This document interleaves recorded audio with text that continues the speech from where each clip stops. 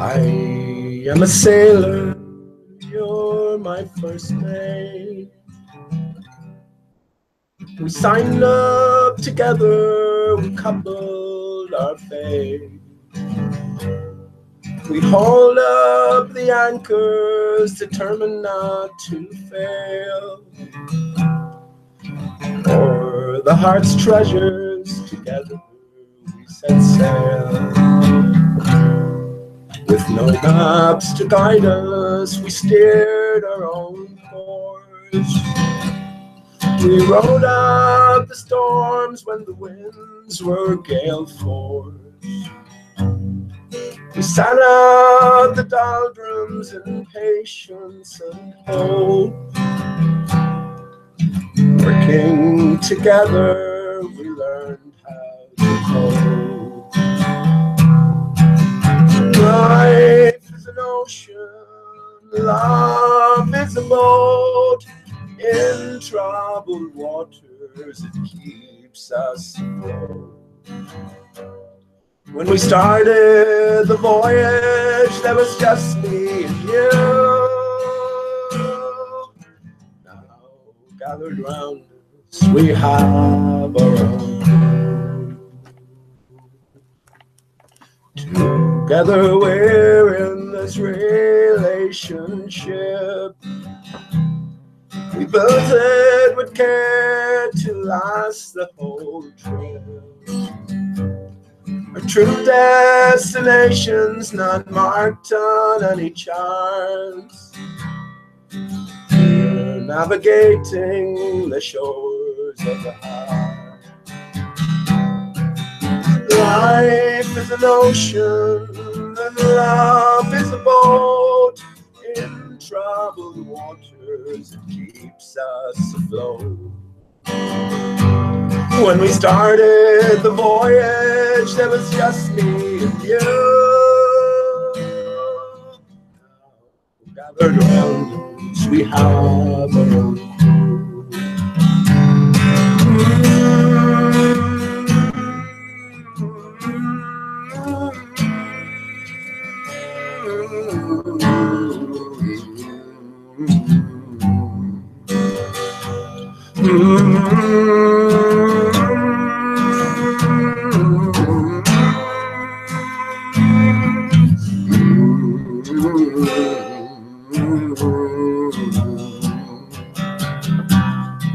Life is an ocean, love is a boat. In troubled waters, it keeps us afloat. When we started the voyage, there was just me and you.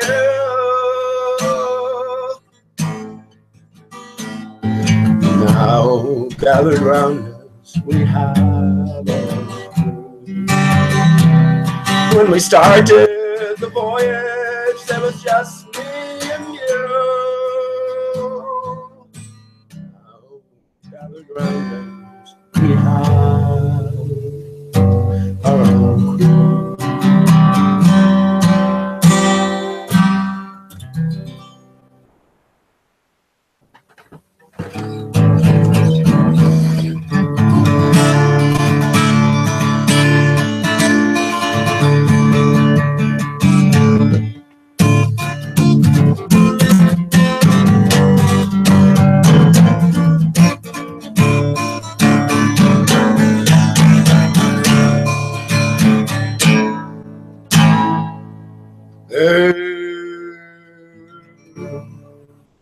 There is a house in New Orleans.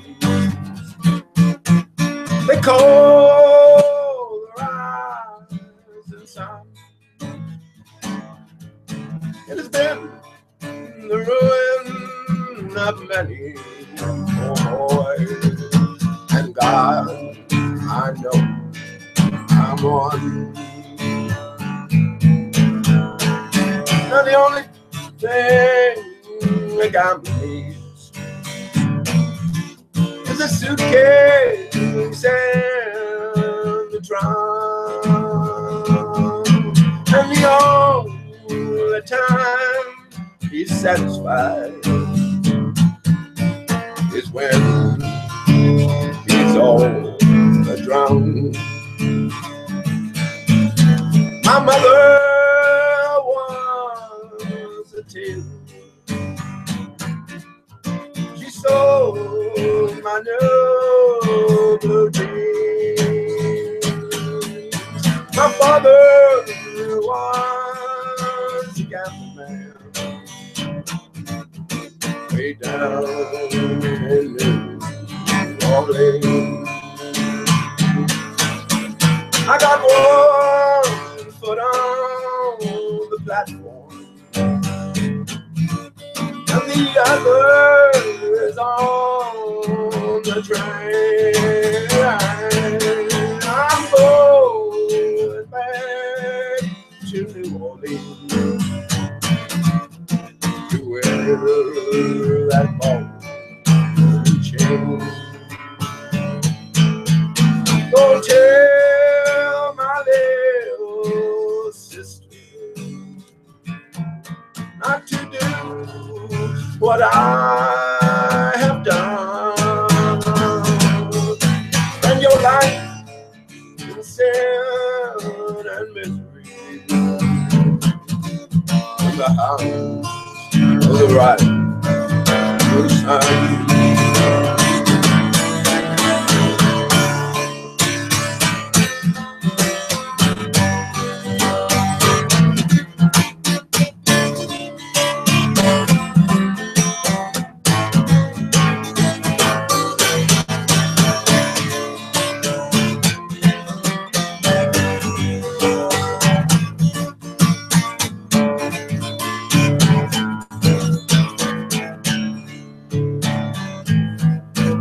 Now there is a house in New Orleans, and they call the rising sun. It's been the road of many poor boys, and God, I know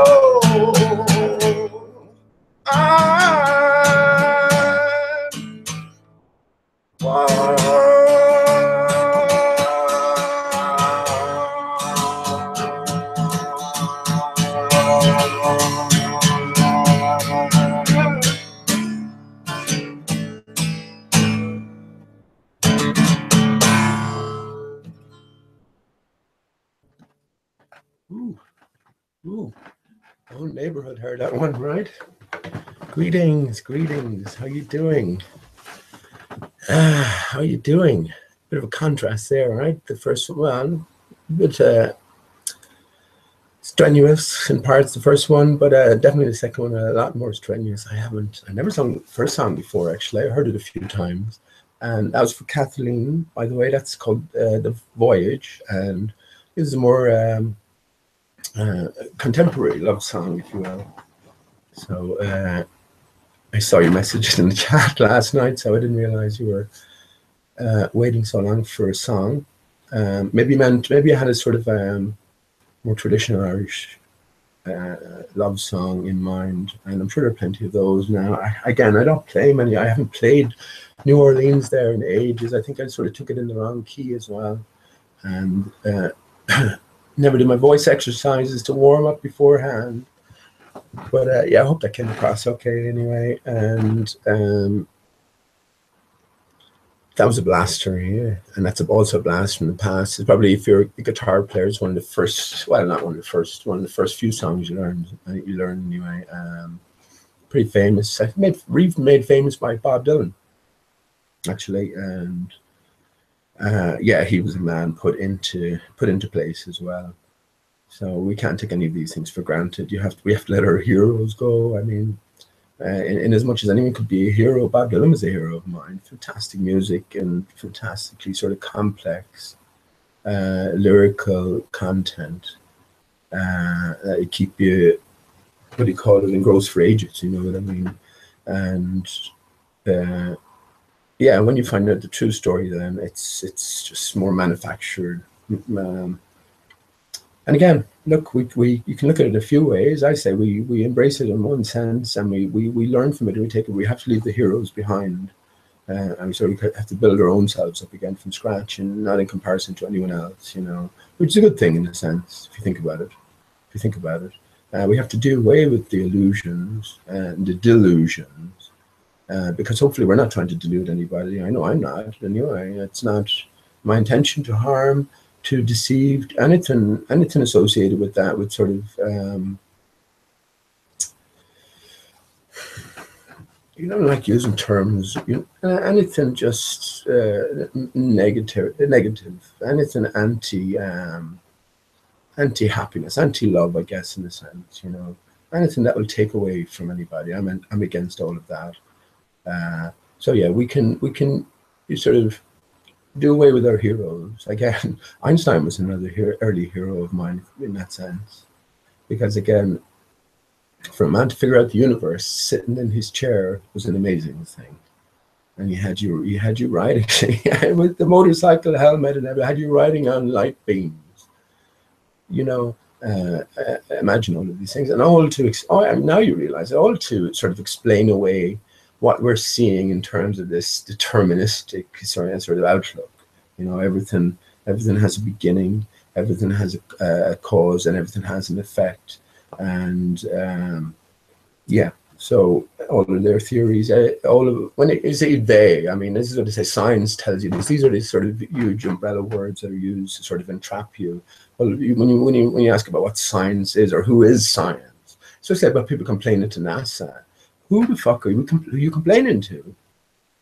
We've been to, I keep saying about Rory, I was over in Jamie's chat today, and how are you doing, Rory? By the way, I'll talk about the wrenches in a second, but Rory was saying, I was just saying to Isa, I said, come on, he's talking about honor and all of this, you know, and it's not about honor amongst the people, but it's honor to be found in the courthouses, you know, and if you go in and carry yourself properly, if you doff your hat in the right manner, he's not quite so humble, like, but you know what I mean, rather than dealing with the harsh truths and the harsh fundamentals, which is it's all a fraudulent system, and these systems need to be brought down.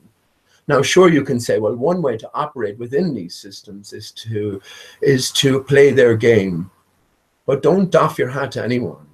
You know what I mean? If you know who you are, you will understand that that judge is subservient to you because he wears a wig, he wears his suit, right? And if you're in there in the first place and you know who you are, Isa, you will be doffing your hat to nobody. You will carry yourself in the proper manner, of course, and that's what you're sort of about as well. But again, don't take away from the fundamentals of it, that this is all a fraudulent system. We're the real power here, and there's no obligation on us to stay involved with something that has been exposed as a fraudulent and a deleterious system to not just you and your family and your friends, but all mankind, right? So what can you say to that? I said this about the legal name fraud. I know it's illegal to use a legal name because it's registered property of somebody else, or parents signed away. But the idea is, or the truth is, that the fraud has been exposed. So according to their rules, not mine, our rules, we don't have to play by our rules. They make their rules. They got to play by them. All contracts are null and void. So as I said about the legal name, whether you do nothing about it, whether you do everything about it, that is the reality of it. So that's what we've got to, we haven't come this far to just, you know, meld back in. That's what the baller antagonists want you to do. They start as quotitions, I call them, quotitioners. You know, the people who, I suppose, they're keeping the status quo. Okay, there are a few problems here and there, but like, this is the best we've been at, you know what I mean? Everyone has an iPhone now. Look, you know, everyone has a push-up bra, even the men. Oh Lord, even the men. Cheers. Yeah, so I mean, so Rory was saying, so it was just a comment. I said it to Isa. I said, you know, where are you? Have you looked into 9/11? You were in New York. Have you looked into 9/11 being a media fakery event and no one dying? You know. Now, I used to say before, you know, very few, if any, died on 9/11. So when I say no one died, that has to be a big, broad statement. It's like I say no one died in Sandy Hook. For all I know, someone might have died. Someone might have tripped over on the day. You know, who knows? But you know, to make the call, you have to make it. Like you have to make it. There's no sort of wishy-washiness. And I'm making the call backed by. I'm saying knowledge at this stage. I know 9/11 is only a small part of the. Take the literal out of 9/11, you're crazy. It's rubbish, stupid. At this stage, like not initially, because this path we did take the literal. We went through the pathway, then but we came out the other end, or you should have. And at least if you're following me here, and the dodo and everything beyond the dodo, well, you'll understand that this is all part and parcel of a greater story here, a greater unfolding. Again, right in the very heart of the turtle, there's your 9/11. Another 9/11 on that's in the 2015 Economist cover. There's another 9/11 right in the front cover, analysis foot. In other words, it's inverted triangles representing the male and female coming together when the two twin towers were unbirthed of materialism. There were twin towers of division, right? The material versus the spiritual. The two twin towers were unbirthed, which I think also represents the sun and the moon, right? Because the sun is all there is. The moon is an aspect of the broken system. The sun itself is an aspect of the broken system. It's the lightsaber, which again, we go through the ritual at Christmas time. We put the felled tree onto an X marks the spot, right? And we light the baby up. You know, we put all sorts of baubles, you know, we put all sorts of baubles. That's a funny word, isn't it? Baubles. Not as funny as ramshackle vagina. That's I don't know. That's just that's hilarious. It's almost as funny as my favorite name on the internet, top name #1, Ginger Sugar Bush. It's just so rich and sort of imagery and what it conjures up into my mind anyway. So I actually had the pleasure of relating to Ginger Sugar Bush. So I met my hero in one sense. I'm happy with that. But yeah, I mean, this is what Rory was saying. Why don't you make a video of all of this? And man, it's already there. That work is there years, 10 years or more. What the hell? You know, what the hell? This is what I'm saying. I mean, I thought we were all about truth here. You know, it's like another one of the, again, the standardization. There's certain things you can talk about. Who's making the flat earth rules is what I want to know. Who's making the rules? Someone like Isa seems to think that he can make the rules, but he don't make any rules for me, man. And I call him out every time. And that's why I asked him, have you looked into this? I mean, if I was in New York, right, and this is my city, I knew what was going on. I heard all the stories. I was involved in all the post traumatic drama disorder, you know, and I would be investigating every single aspect of this. So when someone talks about no planes to me, or when someone talks about media fakery regarding 9/11, and I said, I should be all over that. Yeah, man, I've been through that in 2005 or whatever. You know, the minute that came out, I was all over that. No, not a chance. Same at Haunted House. Yeah, that's why I call them out as actors. They're protecting truth. Might have valuable information in another sense. We have to know that there's a limit to how far they will go, and that's how we find the limits. You can bet your arse that Isa knows everything about 9/11 media fakery. He licks the arse off of IPS, and not this IPS, as in IP Che, the other IPS. You know, the guy who came up with Fepe, the flightless bird with the face of Homer Simpson, a couple of weeks after the dodo sort of re-entered from stage left. You know, now Homer Simpson, what do we associate Homer Simpson with? Of course, yeah, he's doughs and he's donuts, but doughs especially, you know. So again, if you think one is not related directly to the other, that's your own business. You know, I can see better after a certain number of sort of coincidences. What does Mark Sargent say again? Once is chance, twice is happenstance, 3 times is enemy action. That's fine. Or what does George Bush pretend to fumble and say? I mean, fool me once, shame on you. Fool me twice, shame on me. You know, that's the way it goes. But yeah, he fumbled and pretended to act a fool. When in actual fact, you're dealing with just a very intelligent actor. Yeah. Playing a role. The role players, they're put into this, you know, they're put into to play the role. They're born into the role.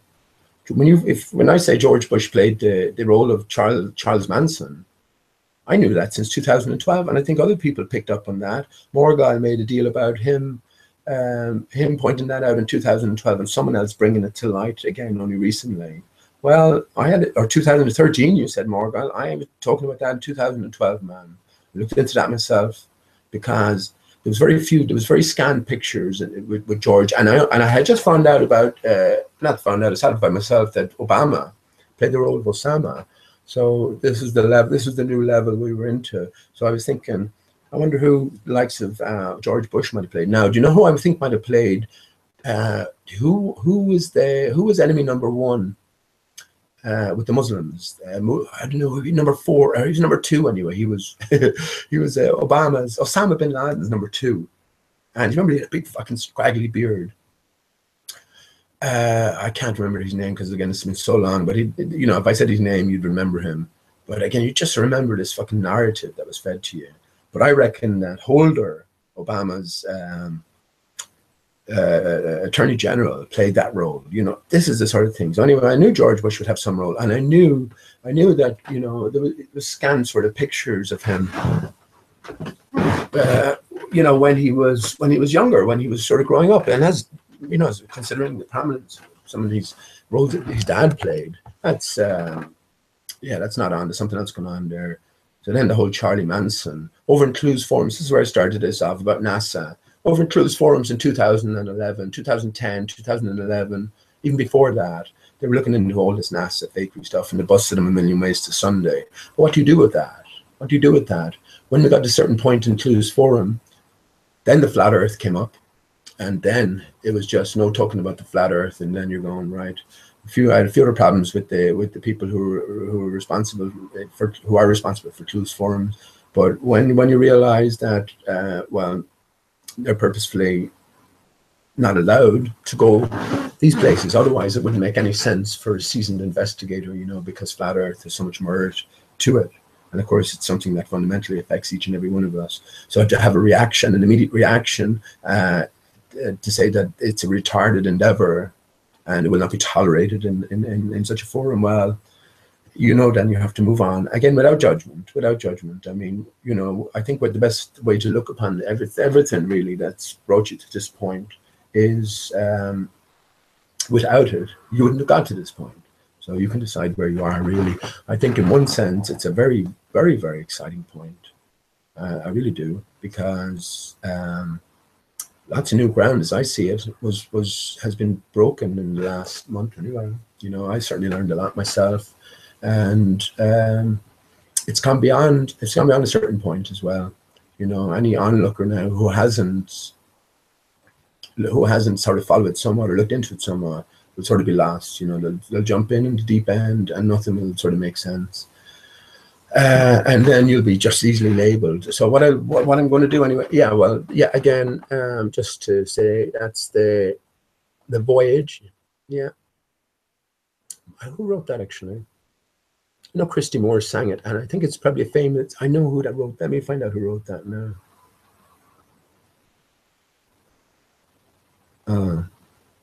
And some good wordplay, actually, appropriate enough. It's the voyage. I'm a sailor, you're my first mate. We signed on together, we coupled our fate. You did in a legal sense, right? But you are on the sea, I suppose, as well, where the laws of the sea apply. Hold up our anchors, determined not to fail. For the heart's treasure, together we set sail. With no maps to guide us, we steered our own course. We rode out the storms when the winds were gale force. Set on the doldrums, I was going to slip in there. We set on the doldrums in patience and hope. Working together, we learned how to cope. And then, so we have life as an ocean, love as a boat. In troubled waters, it keeps us afloat. When we started the voyage, it was just me and you. Now gathered round us, we have our own crew. Together we're in this relationship, right? We built it with care to last the whole trip. Our true destination is not marked in any charts. We're navigating for the shores of the heart. Very good, very good.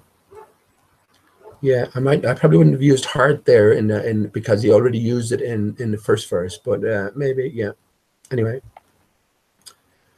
Life is an ocean, love is a boat. In troubled waters, it keeps us afloat. When we started the voyage, there was just me and you. Now gathered around us, we have our own crew.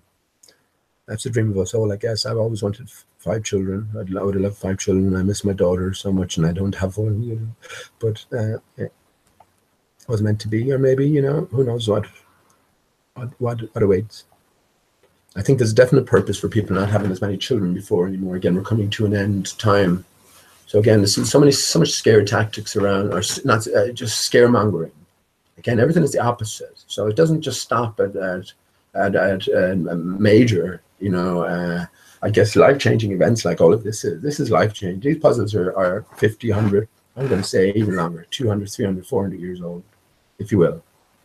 I've been out there that long, or just whoever, who knows, at least 100 anyway. See, there's more doubt as to something going on back in the 1850s. You know, and this is about what is real, where are we coming from? So just the minimum is say this puzzle's gone on since Lewis Carroll, you know, and again, I say it's solved.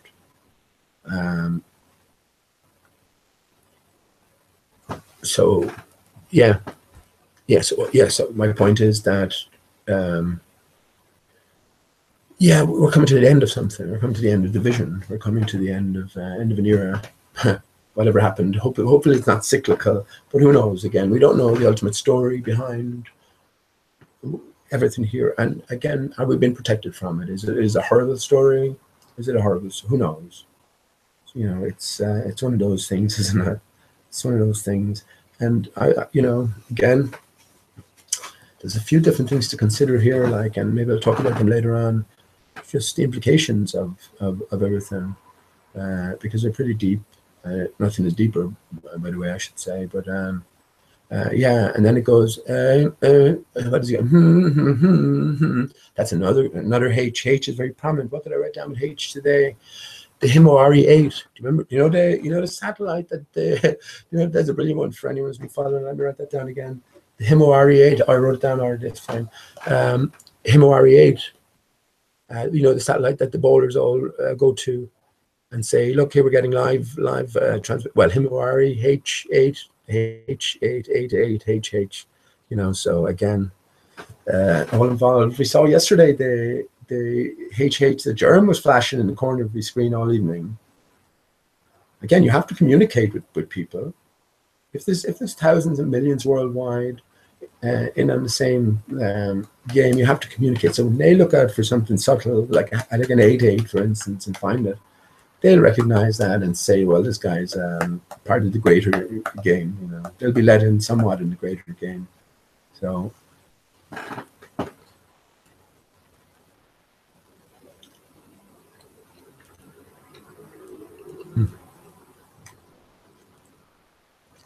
me just find out who Christy Moore sang it anyway, but let me find who wrote that. I'm pretty sure I know it as well. The Voyage. John something, isn't it? John.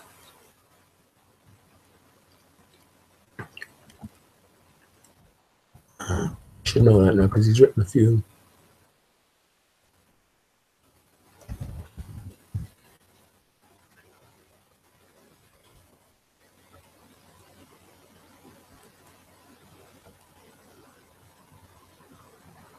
Johnny Doing. Okay. Okay, is a very famous modern Irish classic song by the Irish musician, singer, songwriter Johnny Doing. No, I wouldn't have known that now, but to be very famous classic Irish song, maybe, I guess. Maybe I've been out of the scene for a while, but it is a lovely song. So I hope you enjoyed that, Kathleen. Yeah, there were plenty of Irish songs to choose from. I like playing now.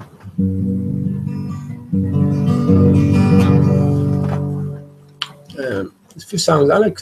I have sort of peculiar taste in songs as well, but I like the more slower ones. You know, I'm just used to playing myself anyway. I went out. I played that a few times. To the haze.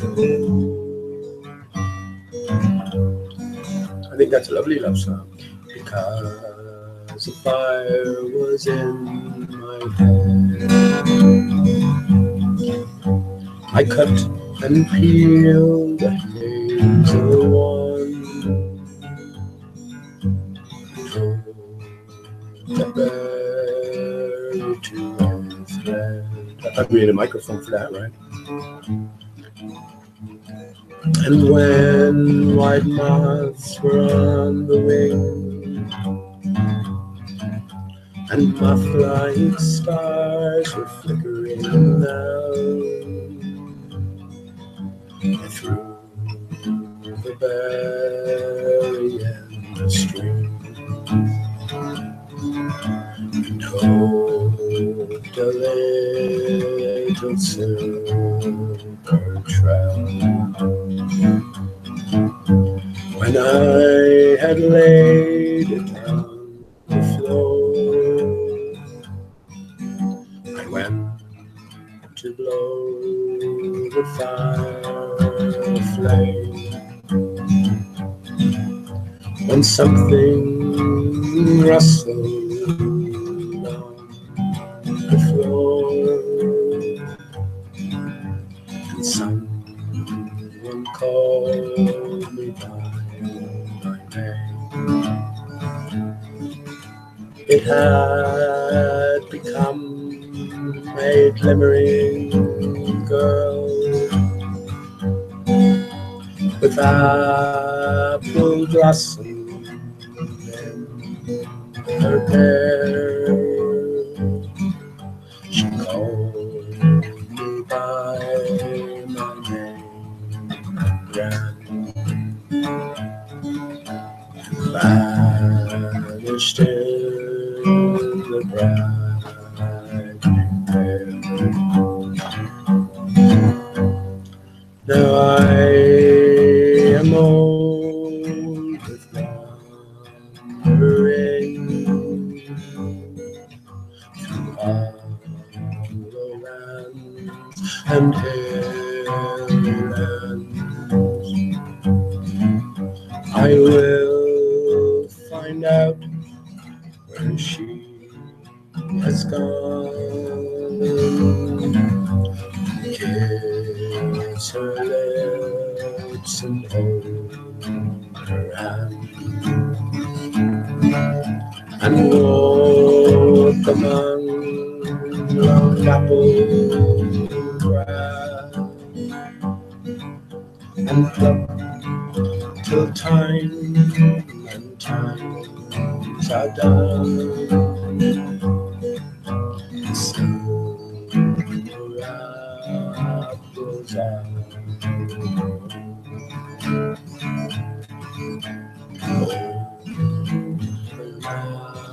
apples are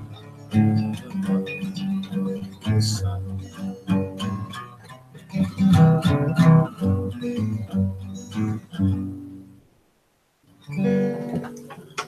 Sorry, just slipped that in there, but it's a lovely song by, the words were a poem by W.B. Yeats, the love song of Wandering Aengus, or maybe just the song of Wandering Aengus, and yeah, they put the lyrics, Christy Moore actually sang it, so just a lovely, maybe the compliment wasn't right there, my voice was very low,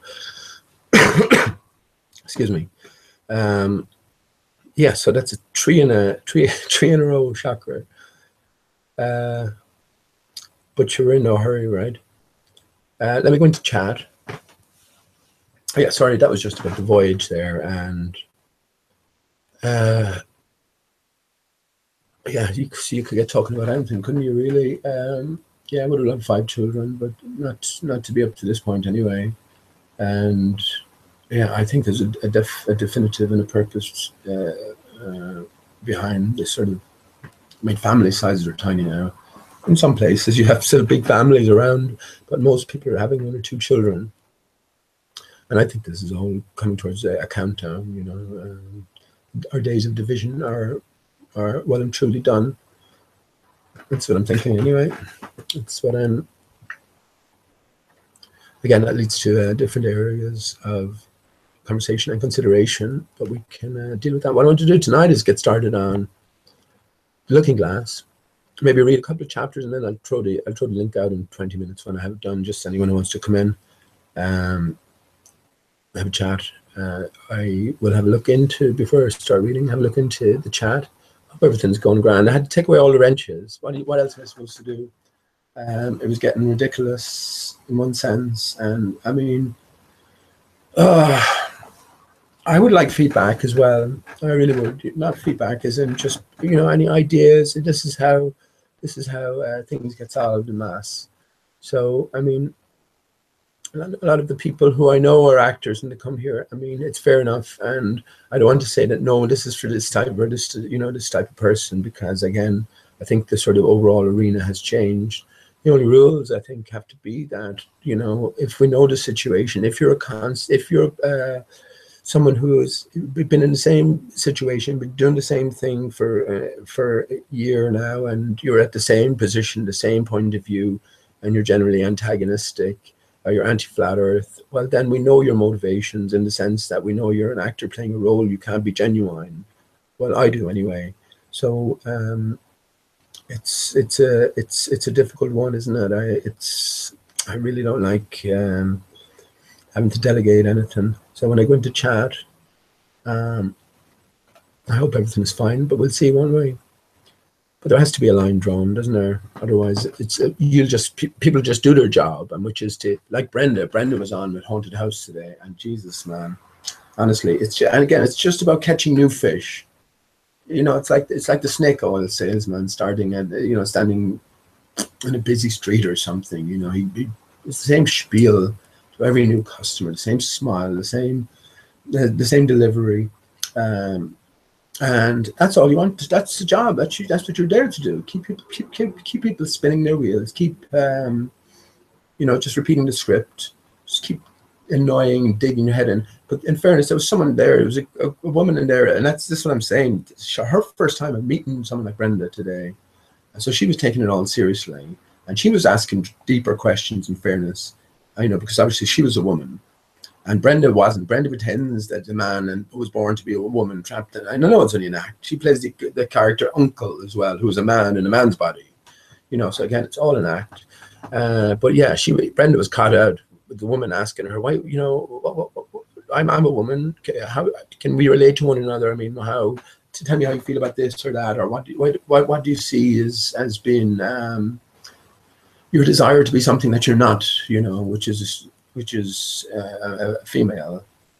You can do all you like. You can get all the ramshackle vaginas you like, but man, you're still a man. And there's no changing that, really. I think we have to sort of embrace what we are, because we will be reunited with our other half, you know.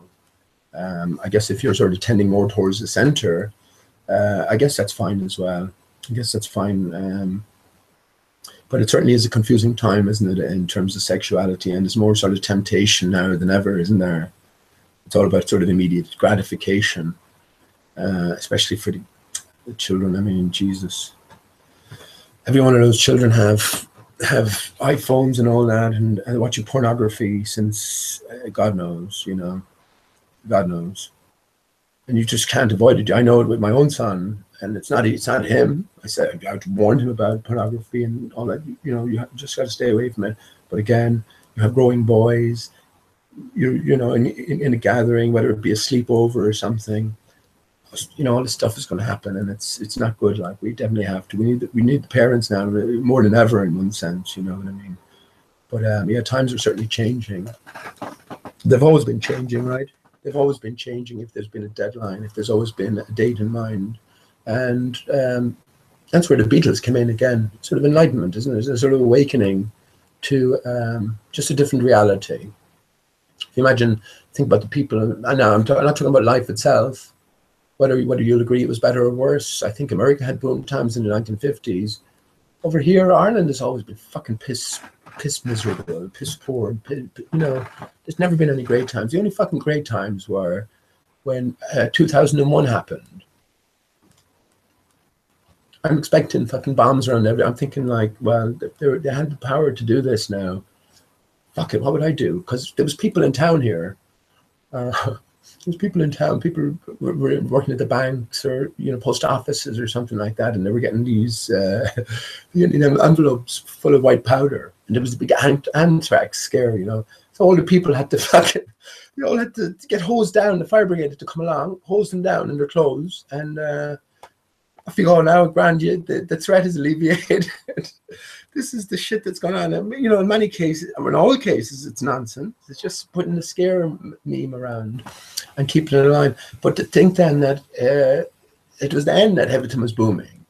People were being given houses. You were getting 110% mortgages.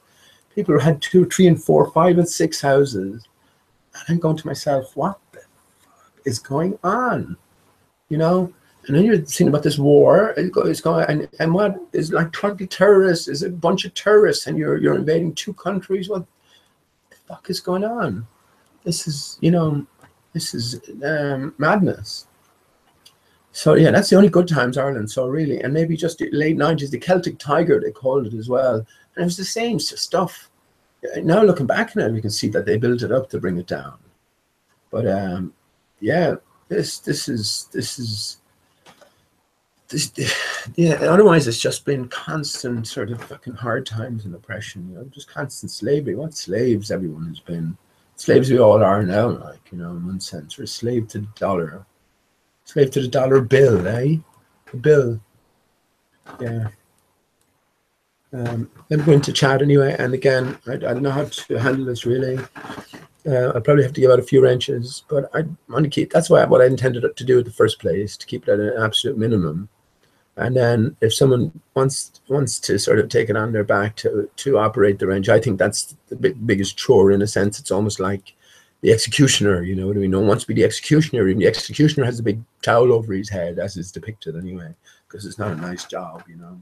We're not in any position to be judging our fellow man. But again, we do realize this is not an above board arena. So let me I'm just going to chat and make sure everything's fine. This is not a, yeah, that seems fine.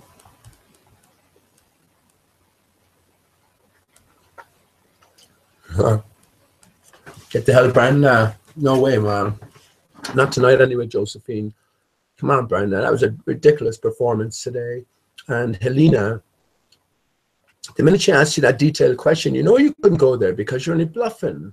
You didn't even do her any justice and give her an honest answer, even though she'd never met you before. And I said it to her in chat, this Brenda's been doing the rounds. This is all an act. So you didn't even give her any common courtesy. You just said, oh, I'm a bit tired now. I'm you know, it's my bedtime. No, because you're not genuine. And we know that anyway. So that's the best I can do, isn't it? That's the best I can do, is just point it out to someone who is genuine, which is Helena. And then she can learn it herself. As I said, give her a couple of weeks with you, Brenda, and she'll realize that the questions that she was asking you for answers at the start, she's still asking you now.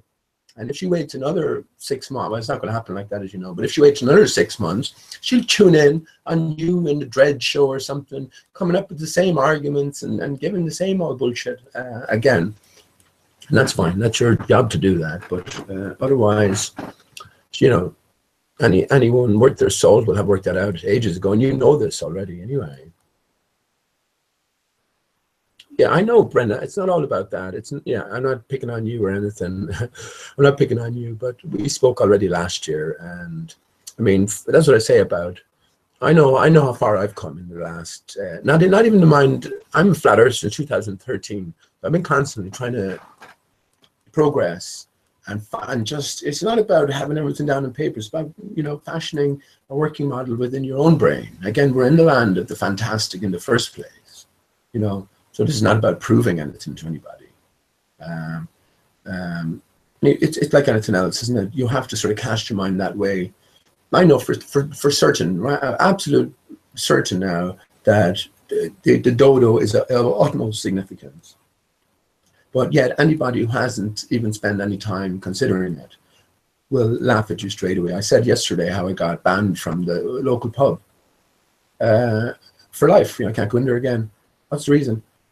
People have been complaining that you've been speaking about flat Earth.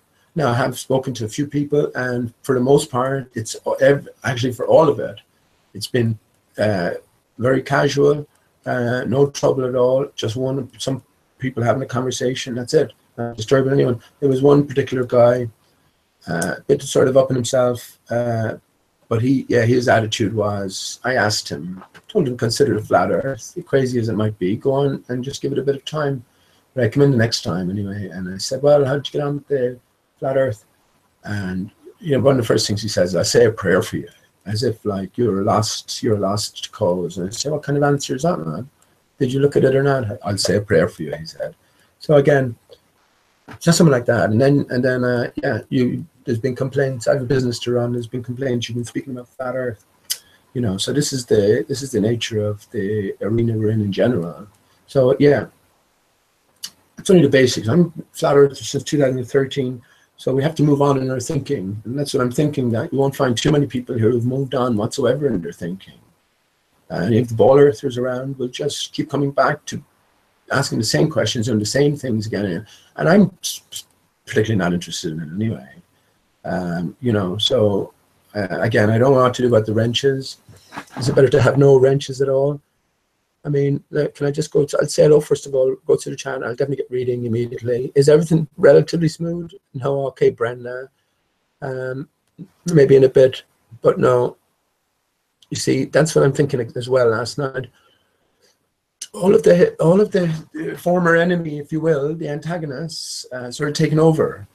I don't like that, man, because again, there's a few people that are genuine, and then nothing is getting discussed about. I put out a load of questions last night, and some people answered them, and some people didn't. So, and that's fair enough as well. But I mean, it's a difficult one, right?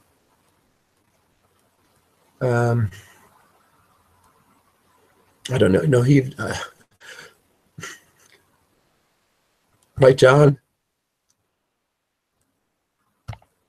How you doing? I'm just going to say, how you doing, John? And look, you know my attitude, man.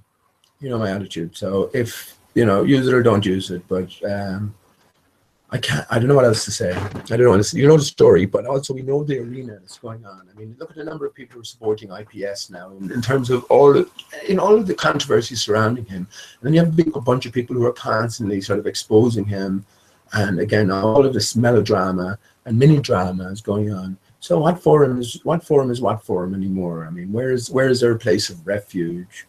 It's not to be found anywhere. Fucking paper explanator in the form of Chris. I'm convinced of it, like, you know, and if it isn't, again, I won't beat myself up too much, because it's so close, you know. It's so close as to be uncanny. I mean, Delacroix, who has experience with all of these three characters as well, said that it's just so uncannily like him. So even if I'm wrong, I'd still have to bet money. If I was betting money on it, I'd have to bet my money on it, because that's all indications point that way. Now, I was wrong about ADR and Anonymous Guest, but man, there had to be something else going on there. Just the spiel of them, the sound of them, and even the looks of them were so similar. So again, I don't even know about that. Is it just one of those wild coincidences? Well, they seem to happen a lot on Flat Earth, don't they? But anyway, it's not to be too. I don't get too engrossed in it or too involved in it, because again, it's only a minor part. We don't know any of the characters here. I can't put a face to anybody, include you, John, of course, and it's Cigar Face. How you doing? Yeah, and I mean, no one's going to like me giving John a wrench there. So I'm caught in that sense. But please, John, no. If you can, no banning. Maybe if someone acting the right, as you mentioned today, you know, in Jamie's chat, unless there are come teeth and come mouth felch and all this, all these type of characters come along. You know what I mean? But again, it's a difficult one, isn't it? I want to get on anyway, but I'm just going to say sort of a mass welcome to everyone. And I wanted to, I'll put out the link in a while. If you're still interested, maybe Brenda, we can have a brief chat, but I don't think there's anything that will come from it, like, you know, absolutely. And give me your thoughts on what I've been speaking about, Brenda. Why won't you come in and give me your thoughts on what I've been speaking about? I mean, I'm saying to you that I'm not really interested. I know the Earth is flat and stationary, too, in the limited sense that I can go, I mean, beyond our bubble here. There could be infinite number of bubbles. We could have been attacked by another god. So you have one sort of mini god here, one mini god somewhere else, and then they take a trip to. And I don't think it's too difficult to break through that, actually, if you think about how magnetism works. So the barrier is holding, the broken barrier is holding back the waters beyond, right? Now that takes a force, right? And that force is real, and it's a generated force. So equal and opposite rules apply. You have that force pushing back the waters beyond. Well, we have a much less dense material within here, within the realm, but that force still applies. So that's the ether that we're all under. That's a magnetic field in itself. So I think it'd be easy to counteract that in terms of modern spacecraft. So who's to say they just can't go right through and look for other bubbles, you know? Again, it just leads to more questions. So we don't know what's beyond that. But in terms of what's in here, yeah, we're living in a broken system at the minute. And I think that's in a state of repair. Yeah, there's only one thing. I'm just going over the same stuff again. There's only one thing, which is the sun. And again, if you don't incorporate giant crystalline trees, and that's what mountains are. So rocks are. They're aspects of giant crystalline trees, the detritus of the destroyed trees. You know, but it's hard to believe. Let me just read. Happy Ray pointed it out to me today, but I already made note of that. Happy Ray, because I found it before. It was Daniel 4:20, right? It said, the tree you saw, which grew large and strong with its top touching the sky, visible to the whole earth, with beautiful leaves and abundant fruit, providing food for all, giving shelter to the beasts of the field, and having nesting places in its branches for the birds of the air. Oh, on to 22. Oh, you, O king, are that tree. You have become great and strong. But, you know, I pointed this out to the likes of MG Pillbox before, and what's her name? Knowledge Scavenger, Paula, who calls me not pea shooter, as in just a sort of a minor threat or whatever. Yeah, but when I pointed this out and said, well, I mean, to tell you here, this sort of coincides with a certain reality that's been presented, or the possibility of a certain reality that's been presented. Why can't you take it on board? The Bible literalists, almost to a number, they hate the giant trees. Now, there has to be something to that. There has to be something to that. Because again, here you have a direct quote. Now, it might be a different context, but this we're told is allegorical. It's not literal.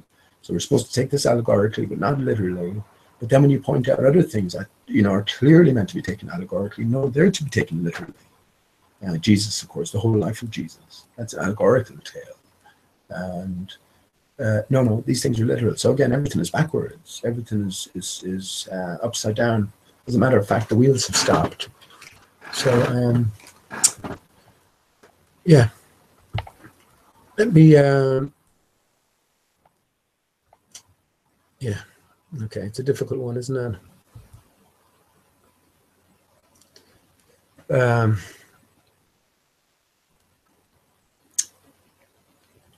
It is a difficult one. Now, I have to say, you see, I know now, and there's no offense to anybody, but you see, I know that most of you won't offer, I know Clive Adams here won't offer 1 ounce of anything positive, nothing. He will say nothing at all. So, I mean, I don't particularly like Clive Adams too much, whoever he is, whether he's J49 or not. I don't particularly like just the way he is sort of trying to twist things regarding me. But that's fine, you know, but I do know that, you know, you won't have one thing to offer here. And I don't understand then why, yeah, again, I'm not going to dwell on it too much. But I have to think about what to do now regarding wrenches. Okay.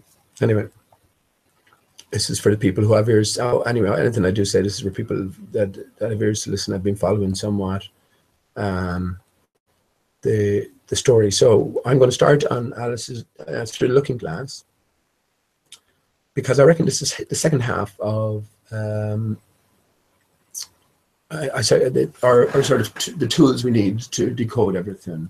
So the first half is Alice in Wonderland, and yes, we're through the rabbit hole. So what's up is down. Right now we're through the looking glass, and again, this is the mirroring aspect of everything. So this is all teaching us how to decode a greater puzzle. And of course, within Alice in Wonderland itself, chapter 3 lies one particular massive solution anyway, in terms of the dodo and Paul is dead. So I wonder what we might find in chapter 3 here. Or I wonder, this is what I expect as I sort of go through it, and I'll just sort of read it quickly as well. Anything that occurs, I'll stop and I'll point out. But what I will be looking for, because I think we've moved on a little bit further in the investigation, it'll be like The Economist 2015. We'll sort of know the answer somewhat, so it'll be easier to solve certain puzzles along the way, minor puzzles along the way. The answer ultimately is HH88, the hidden hand. 88 is the dodo as well.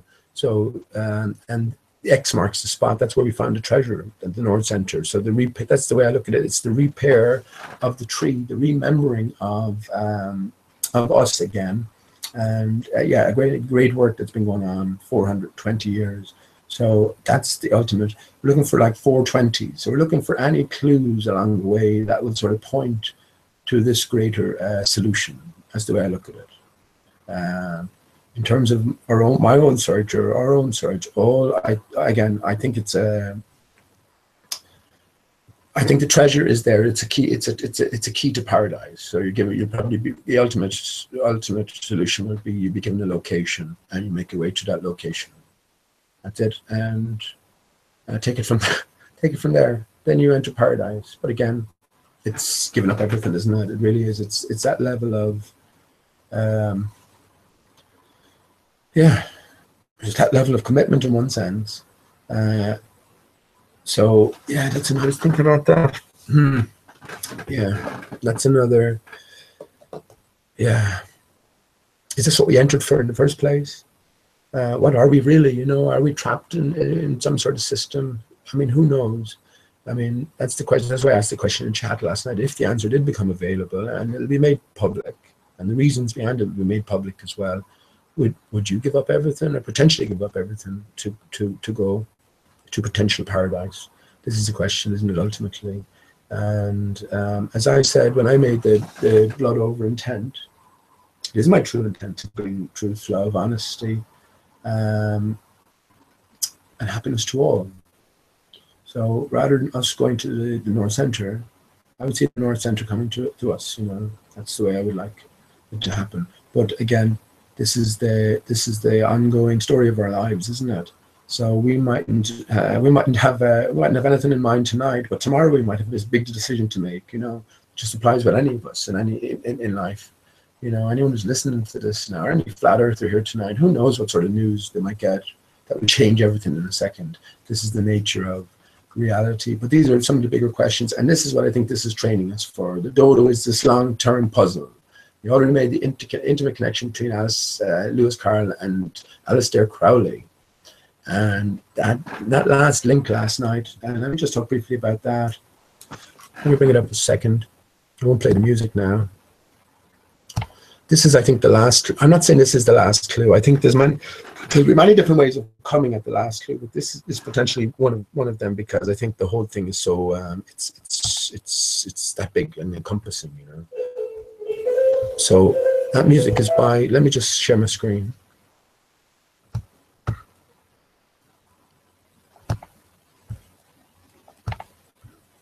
That music is by. That music is by Mozart. So it's interesting that Mozart, I knew Mozart as well was another fabricated entity. That's all stuff. A guy appeared on Fakeologist Radio, and he had done a whole expose on all of that. So it's another sort of Beatles, a fabricated band. It's just like another Shakespeare. Again, it's another work of the hidden hand. You have the M from Mozart. M is 13, right? I said that 13 is the most important number. 13 is the sun. 12 is the stars, the constellation. So in other words, the sun is responsible for the 12. Without the 13, the 12 wouldn't exist.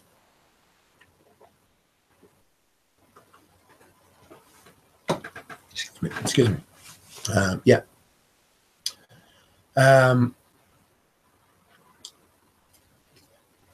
So yeah, that's Mozart. So you have M, the 13, and then Oz. Yeah. You have Oz in the middle. So it's I compared Alice in Wonderland to Dorothy in Oz. You're not in Kansas anymore, Dorothy. Again, what's Kansas? Kansas is flat, isn't it? That's what it's best known for. Yeah, so you're after being sort of whirled into a fantasy world, and again, everything is confused. Everything is a little upside down. Everything is mirrored as well, and these are the common themes. Again, I think these core truths are based. It's the game rules. They've turned something as fundamental. They've inverted something as fundamental as our home, which is Earth. They've twisted it and inverted it 180 degrees again. I literally made that connection. A disc. If you turn the disc 180 degrees, you get and fill the area as you go, fill the volume as you go. Then you get a sphere. So they've literally flipped the truth 180 degrees. So these rules must apply. They apply to major stuff. They have to apply to minor stuff as well. And again, it's a grander puzzle going on. So we have to sort of look at it in that way. But Mozart, yeah, that's the clue. Twinkle, twinkle, little star. So that's my only thoughts on that. And I know I haven't read many messages yet, but I know so many people have lots of thoughts on that as well. So yeah, look forward to going over them. But yeah, I do think this is the final clue, and I think when it comes, it comes. So again, I'm reading Alice in Wonderland, and I'm thinking that through the Looking Glass. Sorry, I'm reading that. So I'm thinking that some of the stuff we learn is for points before this. You know what I mean? So it'll be easy for us to sort of maybe see through it.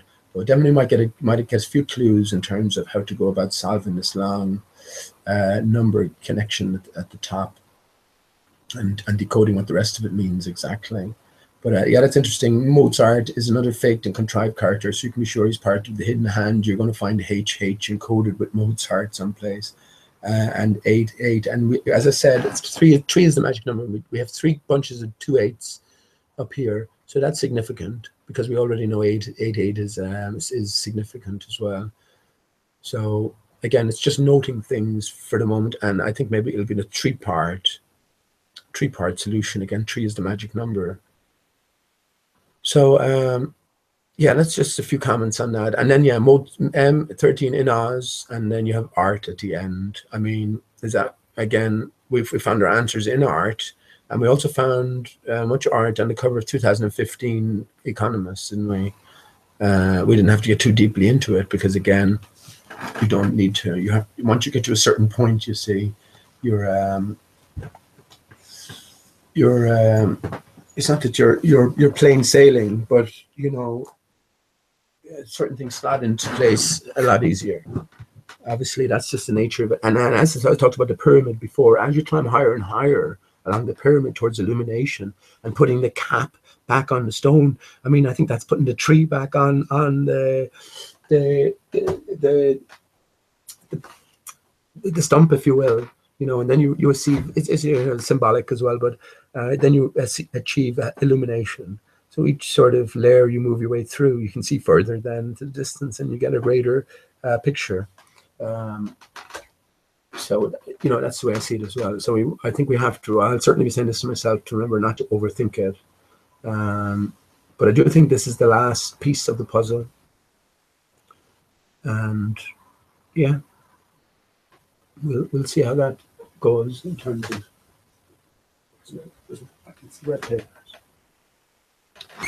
One minute. Okay. So let me go on to, yeah, I just wanted to skip over that briefly. Let me go on to Looking Glass. Actually, you know what I'll do now? I should turn that down to 140. Yeah, that's why maybe there's something wrong there.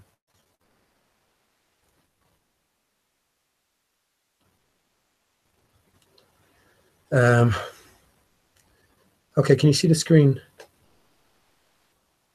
Okay, just through Looking Glass.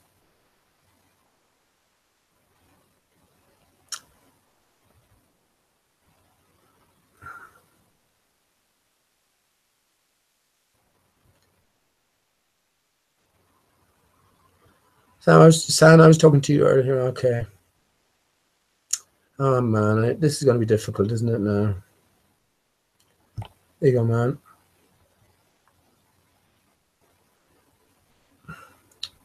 You see, I know now. I know the way this is going to go, and there'll be no feedback as well. But that's fine. But I certainly don't want to keep other people away, so I'm going to have to get a little bit tough, I suppose.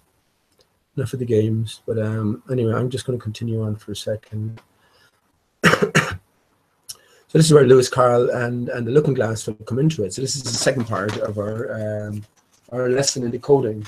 This is required reading, required studying for all of Aleister Crowley's advocates. And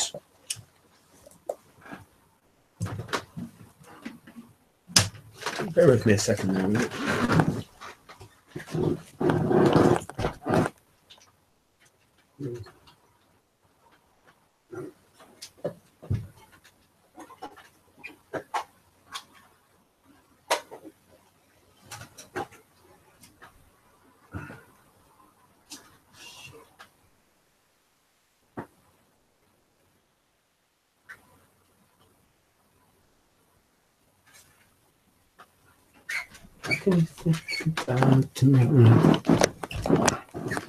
Right.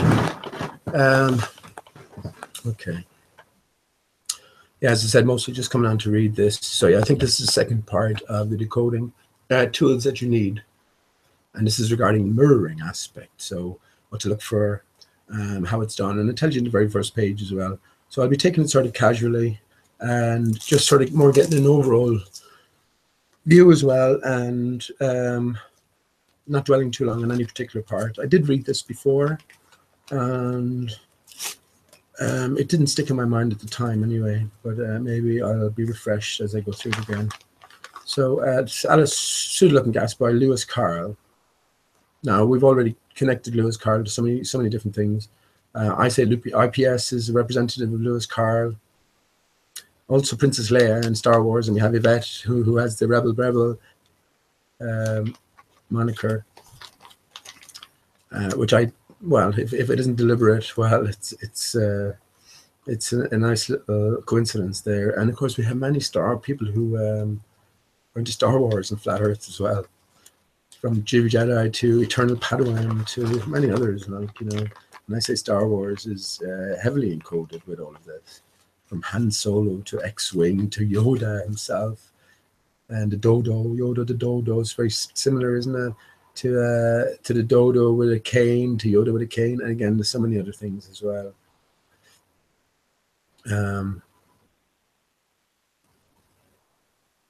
To try, I didn't think there's transgenderism in Star Wars, isn't it? Wasn't that the famous line, "Luke, I am your mother"? Am I getting that wrong? Is that Mandela or something?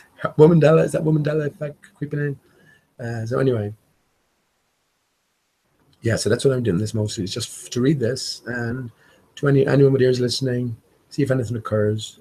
If you have any feedback, see, this is what I'm saying. I know most people have no feedback, so in that sense, there's no business being here. Like, but yeah, I'll definitely have to think about what to do now. Okay. Looking Glass, chapter 1, Looking Glass House. One thing was certain, that the white kitten had nothing to do with it. It was the black kitten's fault entirely. So immediately we have black and white. This duality. I talked about the checkerboard, the dodo wearing checkerboard dress. So this applies to the coordinate system used for flat and stationary Earth, or flat and stationary dodo. But it also applies to the duality within us, or the division that we have experienced, been split from ourselves, male and female, you know, on an ultimate level, or you know, all the different associations you can attach to as well with black and white opposites, you know. Anyway. It was the black kitten's fault entirely, for the white kitten had been having its face washed by the old cat for the last quarter of an hour, and bearing it pretty well, considering. So you see that it couldn't have had any hand in the mischief. The way Dinah washed her children's faces was this. First, she held the poor thing down by its ear with one paw, and then, with the other paw, she rubbed its face all over, the wrong way, beginning at the nose. And just now, as I said, she was hard at work on the white kitten, you know, which was lying quite still and trying to purr, no doubt feeling that it was all meant for its good. But the black kitten had been finished with earlier in the afternoon, and so while Alice was sitting curled up in the corner of the great armchair, half talking to herself and half asleep, the kitten had been having a grand game of romps with the ball of worsted. Somebody's spelling might be a bit off as well. Worsted. Alice had began trying to wind up, and had been rolling it up and down till it all come undone again. And there it was, spread over the hearth rug, all knots and tangles, with the kitten run after its own tail in the middle. "Oh, you wicked little thing," cried Alice, catching up the kitten and giving it a little kiss to make it understand that it was in disgrace. "Really, Dinah ought to have taught you better manners. You ought, Dinah, you know you ought," she said, looking reproachfully at the old cat and speaking in as cross a voice as she could manage. And then she scrambled back into the armchair, taking the kitten and worsted, that's a worsted, I guess, with her, and began winding up the ball again.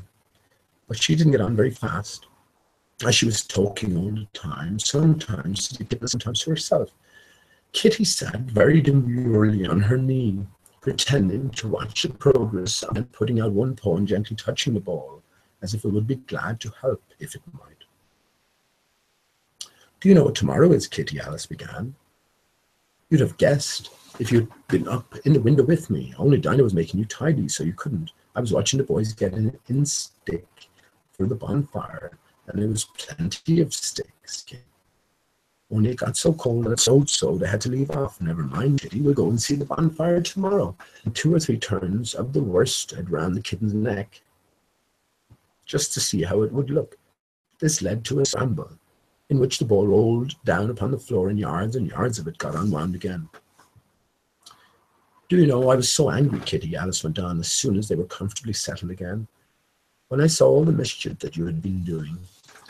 I was very nearly opening the window and putting you out into the snow. But you'd have deserved it, you little mischievous darling. What have you got to say yourself? Now, don't interrupt me," went on, holding up one finger. "And at least, number one, you squeaked twice while Dinah was washing your face this morning. Now, you can't deny it, Kitty. I heard you." "What's that you say?" pretended the kitten was speaking. "A paw went into your eye. Well, that's your fault for keeping your eyes open. If you'd shut them tight up, it wouldn't have happened. Now, don't make any more excuses, but listen. Number two, you pulled Snowdrop away by the tail just as I had put down the saucer of milk before her. What? You were thirsty, were you?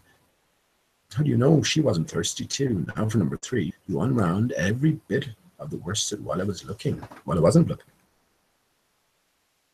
It's 3 faults, Kitty, and you've not been punished for any of them. You know I'm saving up all your punishments for Wednesday week. Suppose they had saved up all my punishments," she went on, talking. "What would they do at the end of the year? I should be sent to prison, I suppose, when the day came, or, let me see, suppose each punishment was to be going without a dinner, then, when the miserable day came, I should have to go without 50 dinners at once. Well, I shouldn't mind that much. I'd far rather go without them than eat them. Do you hear the snow against the window panes, Kitty? How nice and soft it sounds. Just as if someone was kissing the window all over outside. I wonder if the snow loves the trees and fields, that it kisses them so gently. And then it covers them up snug, you know, with a white quilt. And perhaps it says, 'Go to sleep, darlings, till the summer comes again.' And when they wake up in the summer, Kitty, they dress in yellow and green and dance about whenever the wind blows." "Oh, that's very pretty," cried Alice, dropping the ball of worsted to clap her hands. "And I do so wish it was true. I'm sure the woods look sleepy in autumn when the leaves are getting brown." "Kitty, can you play chess? Now, don't smile, my dear. I'm asking it seriously, because when we were playing it just now, you watched just as you understood it. And when I said check, you purred. Well, it wasn't a check, Kitty. And really, I have won. And really, I might have won, if it hadn't been for that nasty knight that came wiggling down among my pieces. Kitty, dear, let's pretend." And here I wish I could tell you half the things Alice used to say, beginning with her favorite phrase, "Let's pretend." So she had had quite a long argument with her sister only the day before, all because Alice had begun with, "Let's pretend we're kings and queens." And her sister, like being very exact, had argued that they couldn't because there were only 2 of them. And Alice had been reduced at last to say, "Well, you can be one of them, and I'll be all the rest." And when she had really frightened her old nurse by shouting in her ear, "Nurse, Do let's pretend that I'm a hungry hyena and you're a bone. But this is Alice's speech to the kitten. Let's pretend that you're the Red Queen, Kitty. Do you know, I think if you sat up and folded your arms, you'd look exactly like her. Now do try. There's a dear. And Alice got Red Queen off the table and set it up before the kitten as a model for it to imitate. However, the thing didn't succeed principally, Alice said, because the kitten wouldn't fold its arms properly. So, to punish it, she held it up to the looking glass that it might see how. And if you're not good directly, she said, I'll put you through the looking glass house. How would you like that? Now, if you'll only attend, Kitty, and not talk so much, I'll tell you all my ideas about looking glass house. First, there's a room you can see through the glass. That's just the same as our drawing room, only the things go the other way. I can see all of it when I get up on the chair, all but the bit behind the fireplace. Oh, I do wish I could see that bit. I want so much to know whether they have a fire in the winter. You never can tell, you know, unless our fire smokes, and then smoke comes up in that room too. But that may be only pretense, just to make it look as if they had a fire. Well then, the books are something like our books, when the words go the wrong way. I know that because I've held up one of our books to the glass, and then they hold up one in the other room. How would you like to live in Looking Glass House, Kitty? I wonder if they give you milk in there. Perhaps looking glass milk isn't good to drink. But oh, Kitty, now we come to the passage. You can just see a little peep of the passage in Looking Glass House if you leave the door of our drawing room wide open. And it's very likely our passage, as far as you can see, only you know it may be quite different on beyond. Okay, if we could only get through into Looking Glass House. I'm sure it's got, oh, such beautiful things in it. Let's pretend there's a way of getting through into it somehow. Kitty, let's pretend the glass is all soft like gauze, so that we must get through. Why, it's turning into a sort of a mist now, I declare. It'll be easy enough to get through. She was up on the chimney piece while she said this, though she hardly knew how she had got there, and certainly the glass was beginning to melt away, just like a bright, silvery mist. In another moment, Alice was through the glass and had jumped lightly down into the looking glass room. The very first thing she did was to look whether there was a fire in the fireplace, and she was quite pleased to find that there was a real one, blazing away as brightly as the one she had left behind. So I shall be as warm here as I was in the old room, thought Alice, warmer in fact, because there'll be no one here to scold me away from the fire. Oh, what fun it will be when they see me through the glass in here and can't get at me. Then she began looking about and noticed that what could be seen from the old room was quite common and uninteresting, but that all the rest was as different as possible. For instance, the picture on the wall next to the fire seemed to be all alive, and the very clock on the chimney-piece. You know, you can only see the back of it in the looking glass. I got the face of a little old man that grinned at her. They don't keep this room so tidy as the other, Alice thought to herself, as she noticed several of the chessmen down in the hearth among the cinders. But in another moment, with a little of surprise, she was down on her hands and knees watching them. The chessmen were walking about 2 and 2. Here are the Red King and the Red Queen, Alice said in a whisper for frightened them. And there, the White King and the White Queen sitting on the edge of the shovel. And here are 2 castles walking arm in arm. I don't think they can hear me, she went on, as she put her head down closer. And I'm nearly sure they can't see me.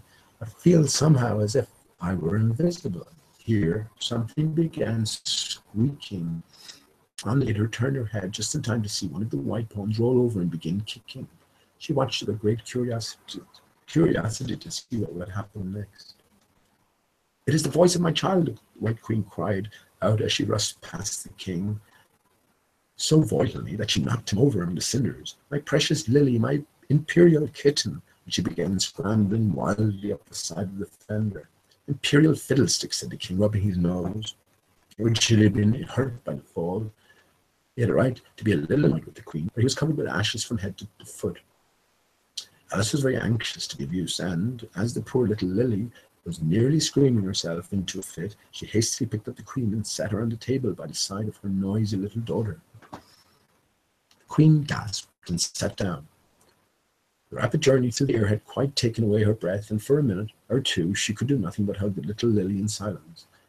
As soon as she had recovered her breath a little, she called out to the king, who was sitting sulkily among the ashes. "Mind the volcano." "What volcano?" said the king, looking up anxiously into the fire as if he thought that was the most likely place to find one. "Blew me up," panted the queen, who was still a little out of breath. "Mind you come up the regular way. Don't get blown up." Alice watched the White King as he slowly struggled up from bar to bar. To the last she said, "Why, you'll be hours and hours getting to the table at that rate. I'd far better help you have that." But the king took no notice of her question. It was quite clear that he could neither hear nor see her. So Alice picked him up very gently and lifted him across more slowly than she had lifted the queen.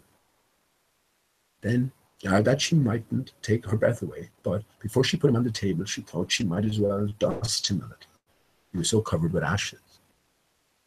She said afterwards that she had never seen in all her life such a face as the king made when he found himself held in the air by an invisible hand and being dusted.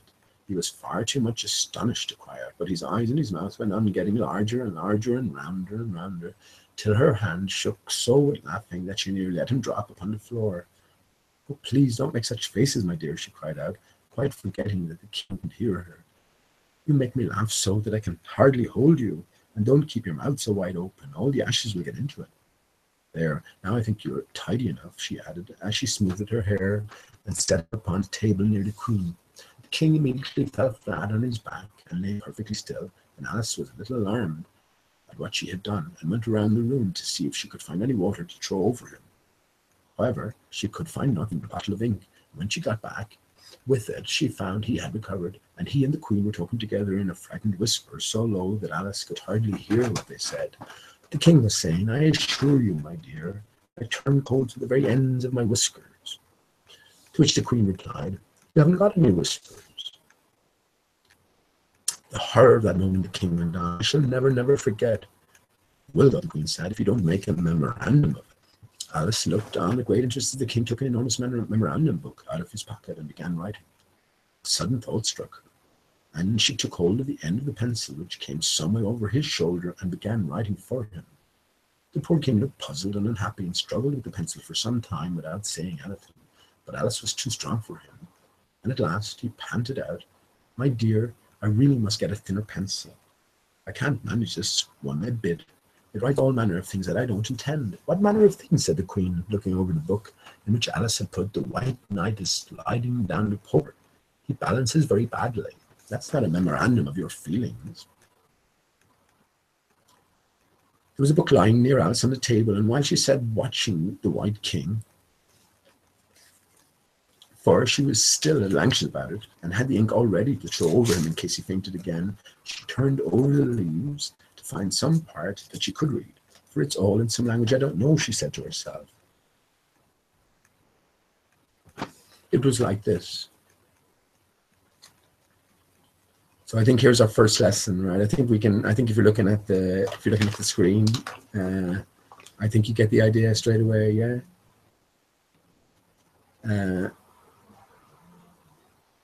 Yeah, okay. So it looks strange. It looks strange to the eye, but you have to become accustomed. You have to train the eye into, I suppose, the mind's eye as well, your mind, to look for these things when you're trying to decipher stuff. So you have to bear that in mind. But yeah, Jabberwocky, we can see that there. So it's your puzzle. So this is our first lesson, and it ties in with Alice is all of us. Alice is all of us. Oliver's journey so far. So anyway, she puzzled over this for some time, but at last a bright thought struck her. Why? It's a looking glass book, of course. And if I hold it to a glass, the words will all go the right way again. This was the poem that Alice read. So this is the Jabberwocky. I haven't read this myself. Not that I haven't read it, but it's a separate sort of poem, a pretty long poem, Jabberwocky. But I mentioned last night about how I met a man down at the river who was just sitting there, and he was working, he was doing a bit of drawing. I was just asking him what was going on. He said he was just involved in doing a sort of his own comic book series based on the Jabberwocky character from Alice in Wonderland. So that was grand. I told him about Flat Earth. So he get labeled as crazy as usual, but yeah. That was just a little coincidence. So I also knew Jabberwocky is pretty famous in association with Lewis Carroll. So let's see how we progress here and what might be encoded in what manner. Okay, this is the poem that Alice read. Jabberwocky. 'Twas brillig. Oh, Jesus. Okay. It'll be one of those, isn't it? 'Twas brillig, and the slithy toves did gyre and gimble in the wabe. All mimsy were the borogoves, and the mome-wrasse outgrabe. Beware the Jabberwock, my son, the jaws that bite, the claws that catch. Beware the jub-jub bird, and shun the frumious bandersnatch. He took his vorpal, sword in hand, long time handsome foe he sought. So rested he by the tum-tum tree, and stood a while and thought. And as in a fish thought he stood, the Jabberwock with eyes of flame came whiffling through the tuggly wood, and burbled as it came, 1, 2, 1, 2, and through. The vorpal blade went snicker-snack. He left it dead, and with its head he went galumphing back. And hast thou slain the Jabberwock? Come to my arms, my beamish boy. O frabjous joy, Calhoub, Calais, he chortled in his joy. 'Twas brillig, and the slitty toes did gyre and gimble in the wabe. All mimsy were the borogoves, and the mome-wrasse outgrabe. That was a bit difficult. There, you try it. Anyway, it seems very pretty, she said when she had finished it, but it's rather hard to understand. You see, she didn't like to confess, even to herself, that she couldn't make it out at all. Somehow it seems to fill my head with ideas, only I don't exactly know what they are. However, somebody killed something. That's clear at any rate. But oh, thought Alice, suddenly jumping up, if I don't make haste, I shall have to go back through what the rest of the house is like. Let's have a look at the garden first. She went out of the room in a moment and ran downstairs, or at least it wasn't exactly running, but a new invention of hers for getting downstairs quickly and easily, as Alice said to herself. She just kept the tips of her fingers on the handrail and floated gently down without even touching stairs with her feet. Then rode on through the hall and gone straight out at the door in the same way if she hadn't caught hold of the doorpost. She was getting floating in the air and was rather glad to find herself walking again in a natural way. So that's chapter 1. That wasn't too bad.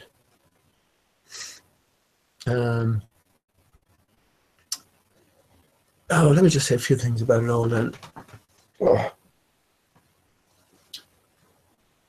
Okay, I already posted. This is all gone over in the in Sgt. Pepper's, how this is all incorporated into the puzzle in Sgt. Pepper's and everything we see. It's a pretty comprehensive sort of album and presentation to the public. You know, there's so many different clues, so many different riddles and puzzles going on that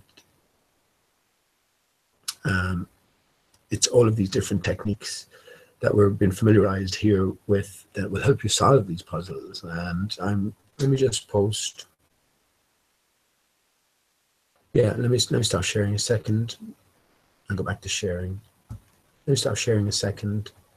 I'll post this really is a must read if you want to sort of get a proper grasp on everything. And I should by rights go over this again, but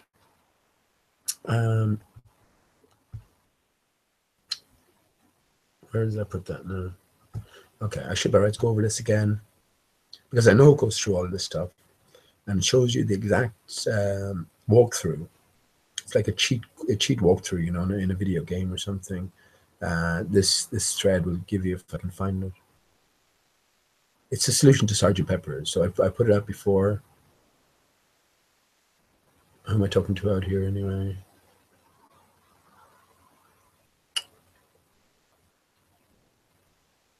You just find that.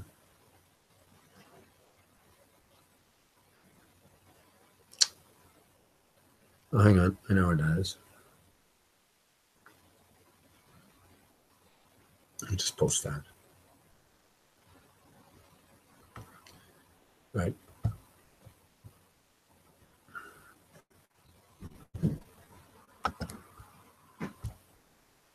from the very get-go that it's so pertinent. He says, let me post that in the chat. Again, you've got a lot of catching up, but that's only 27 pages. And once you just start that thread, if you've come this far, once you start that thread, okay, I'm just looking at the date post, so let me just share that briefly. Once you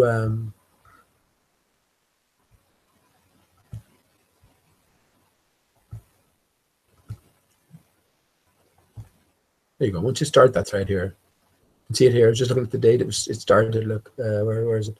Yeah, 11:31, 13 verse 13 and 11, 9/11. So that's what we're getting at. 11. This is the ultimate goal, you know. Look at the two sides. Look at the ISSs that's presented. You have two 11s on both sides. But yeah, this is how he starts it off. Sergeant Pepper's Lonely Hearts Club Band, a brilliant parody of Lewis Carroll's Through the Looking Glass and Ed Grant's Poe's Goldbug, complete with a treasure map and a hidden treasure. The prank plays out in word and picture puns. Treasures went undiscovered for 42 years. There's our clue here. 42 years.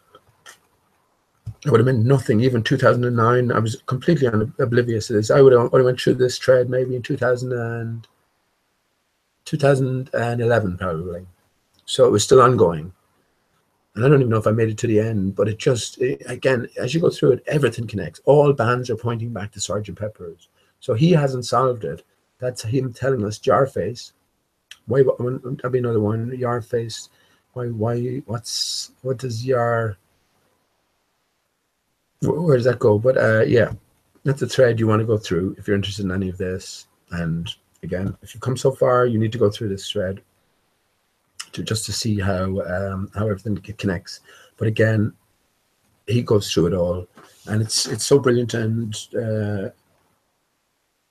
fiendish in terms of just the intelligence involved behind it all. You know, we are dealing with a higher intelligence in one sense, a hidden hand. We don't know what we're dealing with here. But so yeah, I put that link in chat. And I know if Dave High's here, you've been looking through this as well, Dave. And yeah, he claims falsely to have. Oh, he's going to tell you how to find it. Yeah, it's not clear at the end exactly what the solution is, in one sense, but he definitely helps you massively along the path, and he incorporates all the little tools of the trade that you learn from, or you should learn from Alice in Wonderland and Through the Looking Glass. But again, he doesn't tell you the whole truth. He doesn't incorporate the flat Earth. He doesn't incorporate the dodo into his greater puzzle, of which Sergeant Pepper's is a smaller part and vital part, but a smaller part to it. It's not the end all and be all. So yeah, I'm not going to go through that. So yeah, what I'll just do is give me a few minutes. I'm going to have a little break, a cigarette, and I'll get back to just maybe a brief commentary on chapter 1 and continue reading it. So I know there will be many interested as well. There's a few other shows on. Globebusters on tonight, isn't it? And I'm sure there's other things on as well. So yeah, I don't mind about that. I'll just read maybe another chapter or two, possibly get to it in 3 or 4 days. Again, just as sort of a brief ride through it. So give me a few minutes.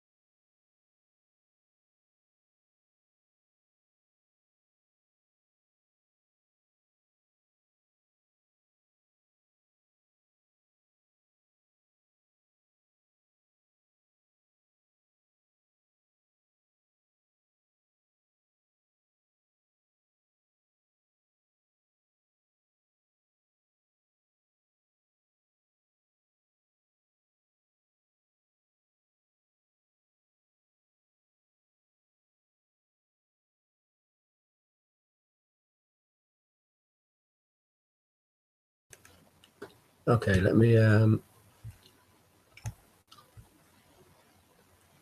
get back to that. Right, so let's have a look at the pictures. First of all, immediate thought, just jumping ahead, we discovered Paul is the dodo, right? And the dodo wears a checkerboard dress. This is one fundamental meaning to the checkerboard here. It's the grid-like system that maps the flat Earth. So how many people, I don't know, you see there's a whole mythology almost developed around Aleister Crowley. I don't know very little about him. I haven't studied him. We just know he's labeled the most wickedest man in the world. So obviously there must be something else going on as well. We have to look at it in this sense. We're through the looking glass. What's black is white, what's up is down. So again, I think we're in a position that we're sort of ahead of this game as we're reading it, because we've already come out on the solution that this is giving us the tools to try and work out. So we can use that to our advantage. So we can see that mirroring is an important aspect, of course, and everything is through the looking glass here. Again,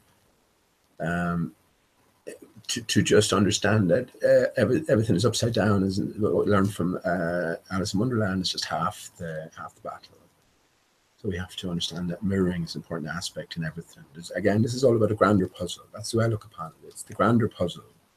What else? What other way can I look upon it? It's featured on the cover of the 2015 Economist, and you can be sure beyond those as well. It'll be interesting to look at the later ones. I think 2015, because it's 3 years to 2018, is the most important one.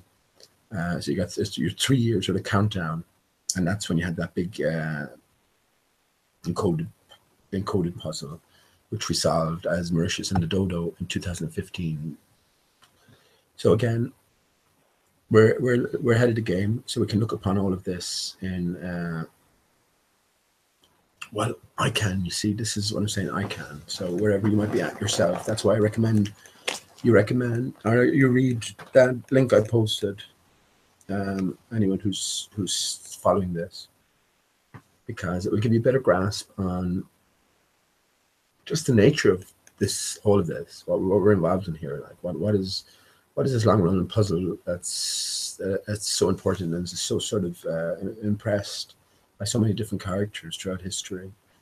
Well, it's only the greatest puzzle of all, isn't it? The grand work, the great work of restoration, if you will. The one ball, getting everything back to a previous state. And as within, so without, so within us as well. I think we can all testify to a sort of a change of spirit, a change of heart. I think there's more to come. It's accelerating at this rate. So we can bear that in mind. Let me go through the pictures. Interesting that I was just thinking as well. Quite a few people with cat earth and cat's eyes, and a few other cats around as well. Again, quite a few people with Star Wars connections. So it's pretty interesting, isn't it? We won't make any further comment on that. So again, this is the clue, right? Let me just type that in. CLEW.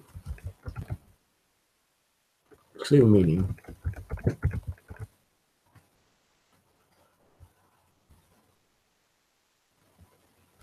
Well, here we go, yeah.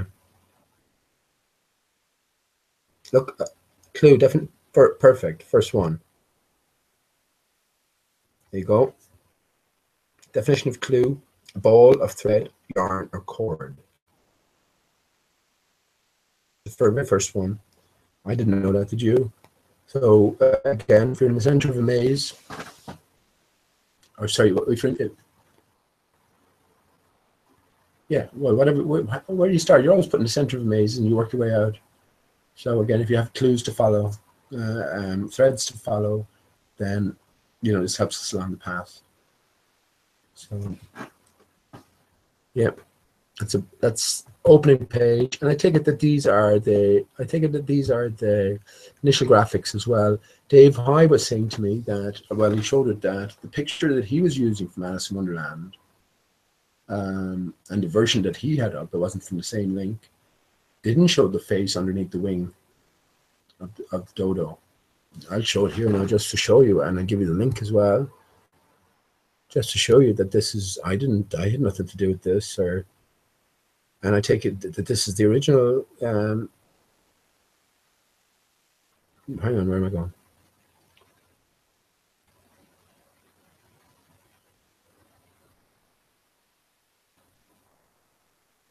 There we go. So show you, go into Alice in Wonderland. So there's the link. It's called the Sabian.org, Alice in Wonderland 1.php. Don't know anything about Sabian, it's just a link that came up. So it's, I'm pretty sure, well, just have to find out that they were absolutely the original graphics, but I think they must be, you know, I think the ones that they've got, you know, it's not going to be everywhere. There hasn't many reproductions, of course. So that's let me just go to chapter 3 to show you.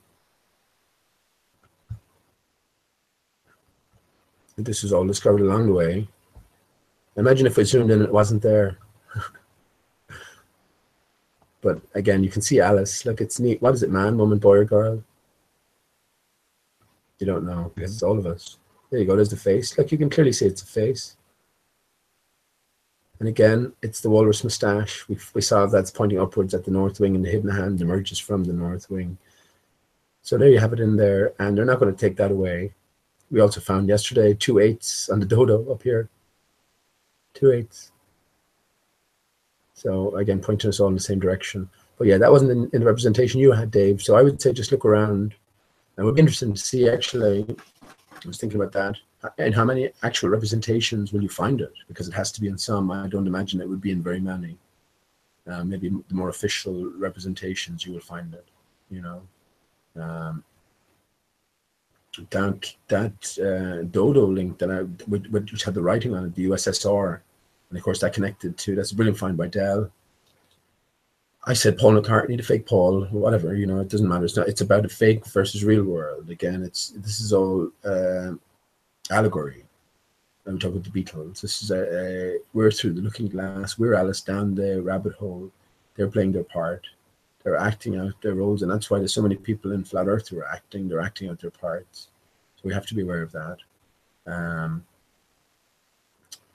But yeah, the Paul went on after the Beatles to the band Wings, Paul McCartney and Wings.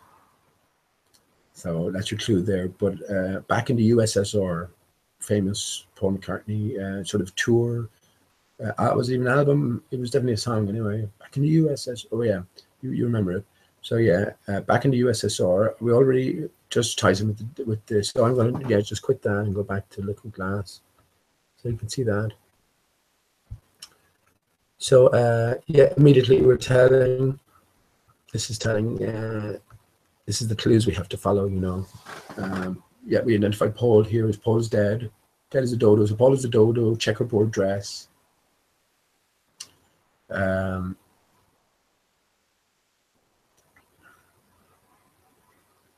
takes us on. Yeah, sorry.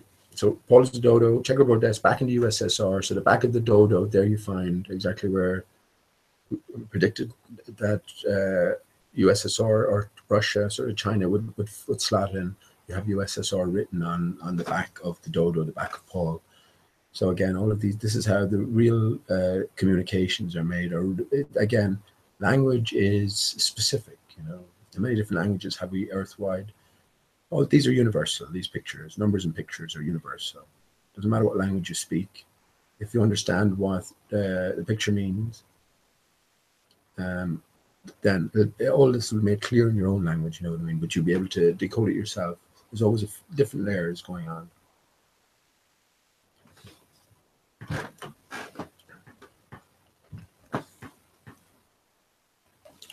We notice how easily Alice manhandles the queens, kings and queens.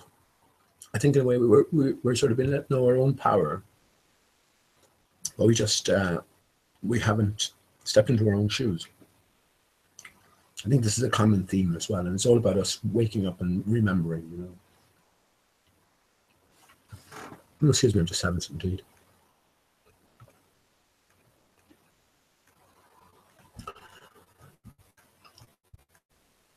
So it is a black kitten as well, as opposed to a white kitten. And black kittens are associated with witches, aren't they?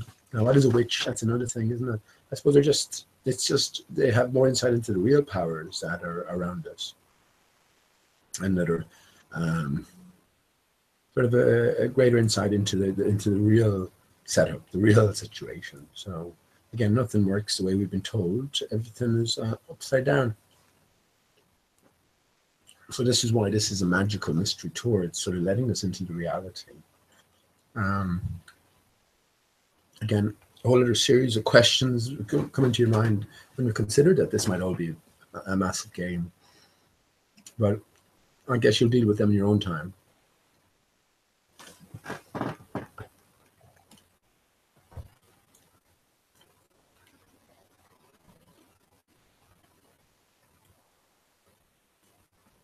So here we see Alice and sitting in a comfortable chair. Now, I know lots of people have written lots on all of this and interpreted this way or that way. I'm sure lots of truth in all of it as well, but it's someone's interpretation, and I think, like I gave away all my books before, and just at this stage in the game again, I'm not inclined to get too deep into anything, so things will occur when they occur to me. And I think indeed that's the nature of the game as well. You don't have to get too deep. I spoke with this, like children we must become, a child in all of us, asking those pertinent questions and demanding the simple and straightforward answers, really. And I think you'll find the same with all of these fiendish puzzles. You look for all the difficult. That's actually another author I was thinking about, Umberto Eco. I read a few books of his, some excellent books, Foucault's Pendulum. And if I was inclined, I might read them again, but I probably won't. But I read them about 10 years ago. Another one was on the Island of the Day Before. That was brilliant. He also wrote The Rose, which was turned into a sort of a dark movie. But all of his books, just like Dan Brown's, laced and loaded with puzzles, which are resolved for you as the novel progresses. So this is what we're involved in here. You can almost see here Alice sitting on the chair. It's very almost jarring, like, isn't it? Sort of swirling. It's like a hypnotic sort of trance you go into. But Alice is toying with what funny looking hands. Oh no, hang on. Funny looking hands, right? Look at that. What's that she has in her hand here? Oh, it's supposed to be the ball of thread, but it almost looks like a heart, doesn't it? What's going on here? Maybe what's going on there, man? That looks like an arse sticking out outside, a miniature arse. Doesn't it? Can you see that? This is as far as I can zoom in, but isn't that arse?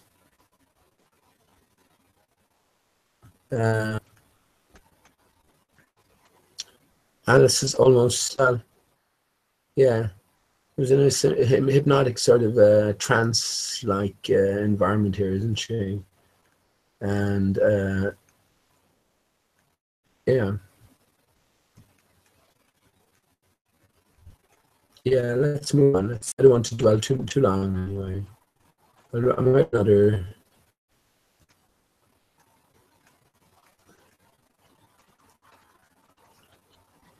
I think the main idea I'm getting here is like Alice all of a sudden have invisible power. There'll be much more in these, apparent power holders. We just have to wake up to who we are.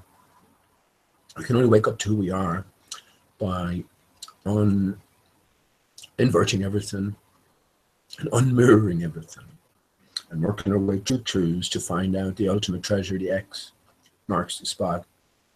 I think that's a sort of a treasure, again, with the duality. It's a literal treasure, but it's also a sort of a treasure uncovered within. Maybe. Again, that's what I say Alice represents. It's about the fireplace as well. Very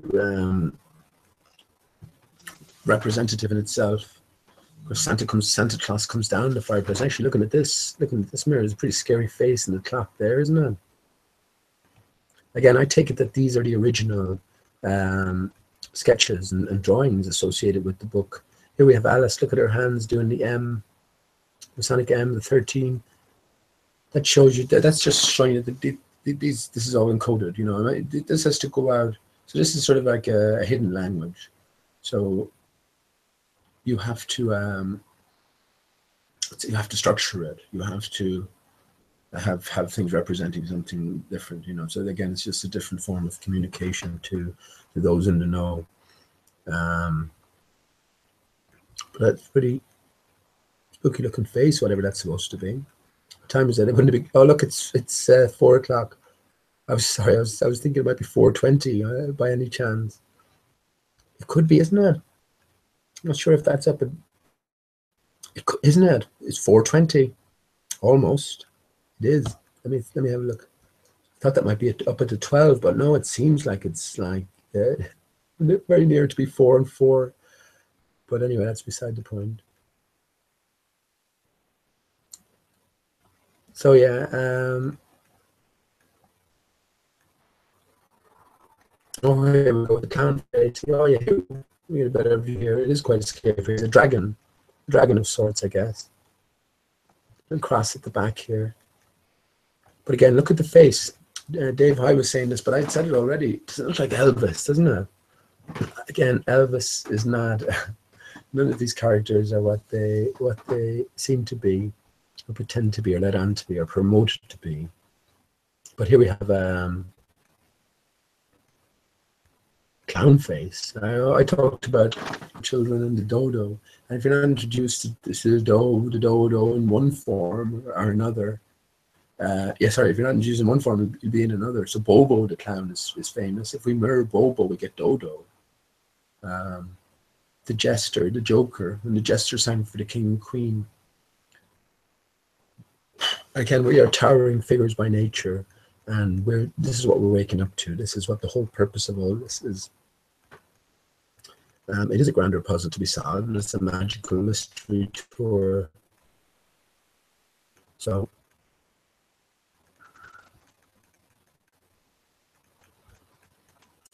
yeah. Anyway, I'm sure most people out there would probably guess at this stage. If you haven't, well, I think you're missing out. I guess you can get engrossed in it, but it's definitely something you should give a go. You tend to learn a lot about yourself, and again, it will sharpen up your mind somewhat. So again, look, got the whole world in our hand. We got the power to move kings and queens. We just don't realize it, you see, because we're not wearing suits. Who does the king serve? He serves his people. Right? So he serves, though, remember. So you always have authority. You don't claim to serve anybody.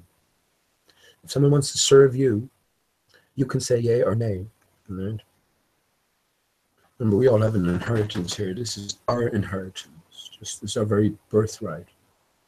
And we're on the land. We've been tricked into thinking we are legal vessels, dead instruments on the seas of commerce. When we think we're the legal name. We're not. We're men on the land, and that's man includes man and woman. And Brenda's. And the Brendas of this world, if Brenda was genuine, which she isn't. But I think you're bringing attention to an important issue in your own way, Brenda. You are polite in your dealings, but again, we know it's an act, or at least I know it's an act, and I can't pretend that it's not. So, I mean, how else am I supposed to proceed? You know what I mean? But I think a lot of important issues have been brought up, which need to be addressed. We have to go back to this whole idea of what we consider to be normal. You know, when I look at it now, the way I look at the sun now, that's the abnormal thing. That's the intruder into normality. You know, because circumstances and conditions were absolutely different under working conditions. You know, I likened it to all you ever known was a bike with a buckly wheel and a wonky seat and a sort of faulty brake, just all bashed up generally, and someone, you know, making some attempts to go at your bike, and you protecting it, saying, "No, this is how I wanted." You know, when in actual fact, if that was running new, of course, it would be a completely different animal. And yeah, again, we have to define normal. We have to define what's real, actually. So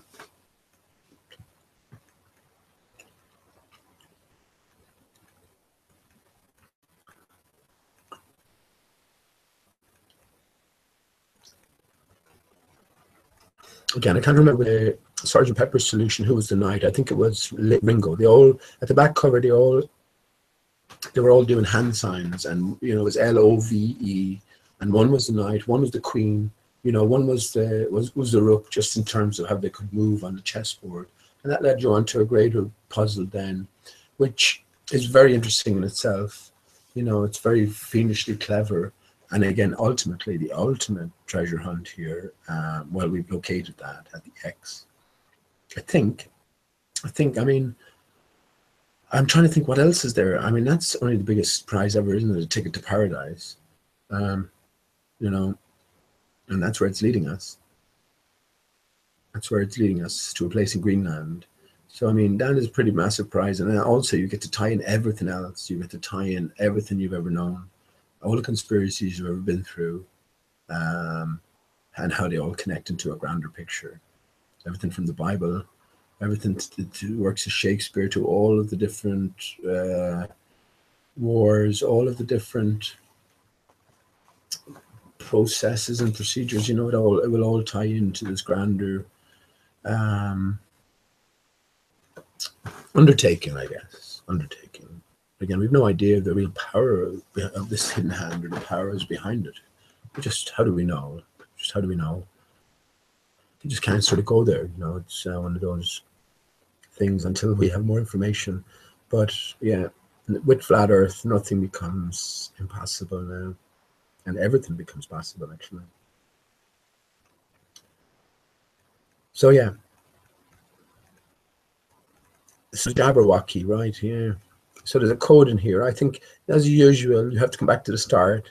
So this will pop up again. It's not, you know, I'm not going to say much about that, but that was difficult to read. I dare anyone to just go through that. But at the same time, you still kind of, you know, a couple more reads, you get a feel for what has actually been said there. It's like with the Stanley Kubrick. Again, that's another thing I wanted to point out as well. A lot of similarities with Hitchhiker's Guide to the Galaxy. It keeps coming up in my brain. So I think that's the sort of modern day version of all of this, you know. So encoded in that are all of these little truths as well, all pointing us in the same direction. So that's just something that occurred to me as I was reading this particularly. But yeah, it keeps coming up again and again. If you haven't read that book, well, I guess it's never too late. The first, you know, there's about 6 books in there, but they're short enough. They're only about 100 pages of well-spaced writing as well. So, and you can get them all on ebook here, free, I'm sure. Hitchhiker's Guide to the Galaxy. It's 5 books. It had to be 5 as well, didn't it? It was supposed to be a trilogy, but it had to be 5. I guess Hidden Hand, 5 Fingers. Felix Siam put me onto that as well. Remember that, Felix? You were telling me that about 4 being the number of death, and then 5 being the number of completion.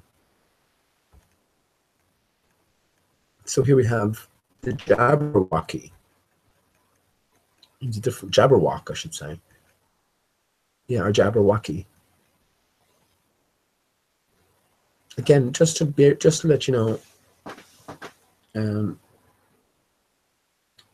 this is written by the Hidden Hand, so everything is encoded. Everything is telling a grander story, and there's a reason behind every word, every scenario, every representation. So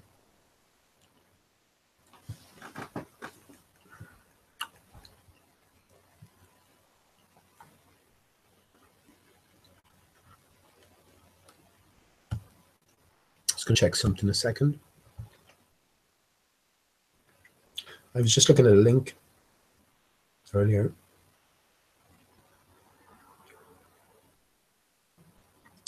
What I was trying to connect was, so I'm just doing this because the tum-tum tree I sort of mentioned.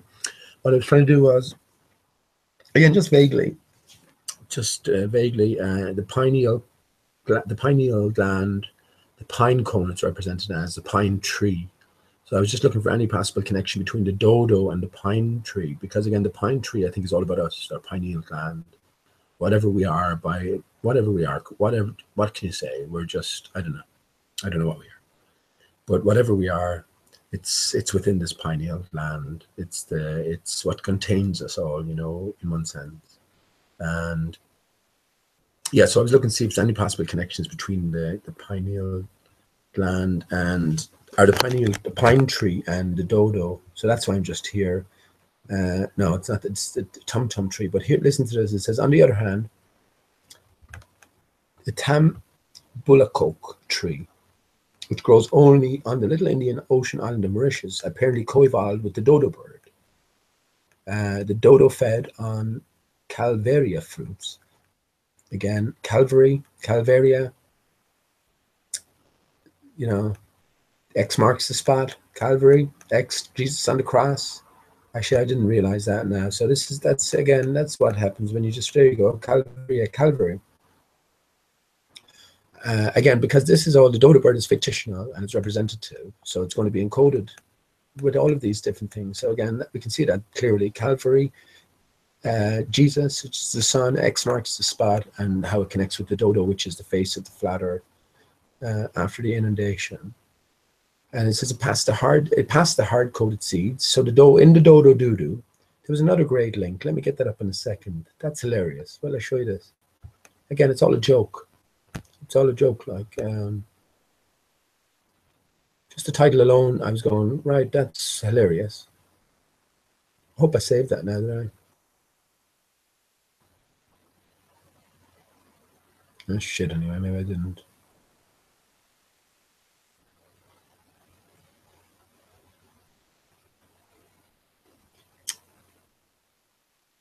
Yeah, here we have it. Look, let me get that up briefly. Thousands of dodo died in deadly cocktail of feces and poisonous gas on Mauritius during mega drought. So the dodos died in doo-doo. That's the joke. The dodo died in doo-doo. A cocktail of feces and poisonous gas. The dodos doo-doo killed the dodos. You know, and thousands of them die in shit. I mean, at the time as well, I was 33. It's a joke. I'm telling you, they're not. You know, it's not. Look how silly the bird is. Again, it's not a bird though. It's there's your Earth, people. There's your map. There's your flat Earth encoded. How does it feel? How does it feel? So again, everything that's written about the dodo. Let me get rid of this. Everything that's written about the dodo is encode something, because it's not a literal story. The dodo never existed, but yeah, it represents the face of the flat Earth. And yeah, there you go as well, Calvarian fruits. But yeah, the story, it gets ridiculous. Like, and look at the dodo, the state of the dodo as well. Why would a tree go extinct? But anyway, it says which were prepared for germination by a mechanical abrasion that underwent in the dodo's gut. I mean, this is. No other bird provided tambalacock. A tambala. What's a tambala? Let me think what a tambala is. Never heard that word. Tambala.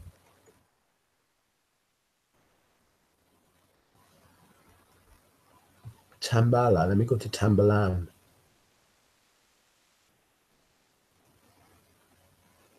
Compound. No, it doesn't do much, does it? We know what a cock is, don't we? At least you should anyway. Again, no other bird. Again, this is the joke. Like, no. I'm just thinking about no other bird provided tambalacock this service. I mean. Is Tambala usually looking for service for his cock? Am I kidding? But I mean, this is all made up, you know what I mean? So it encodes something. Around 1675, the last dodo died. Tambalacock trees ceased to be replaced by new seedlings, and by the late 70s, only a few trees remained. The dodo was taking Tambalacock with it to extinction. Is the white bark pine a potential Tambalacock? So that was the.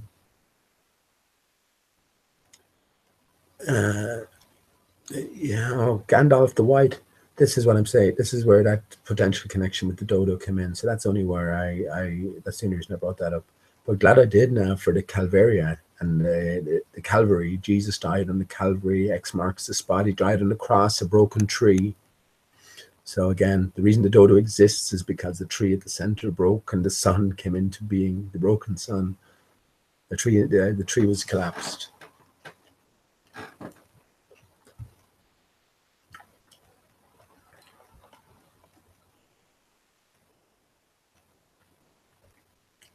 So I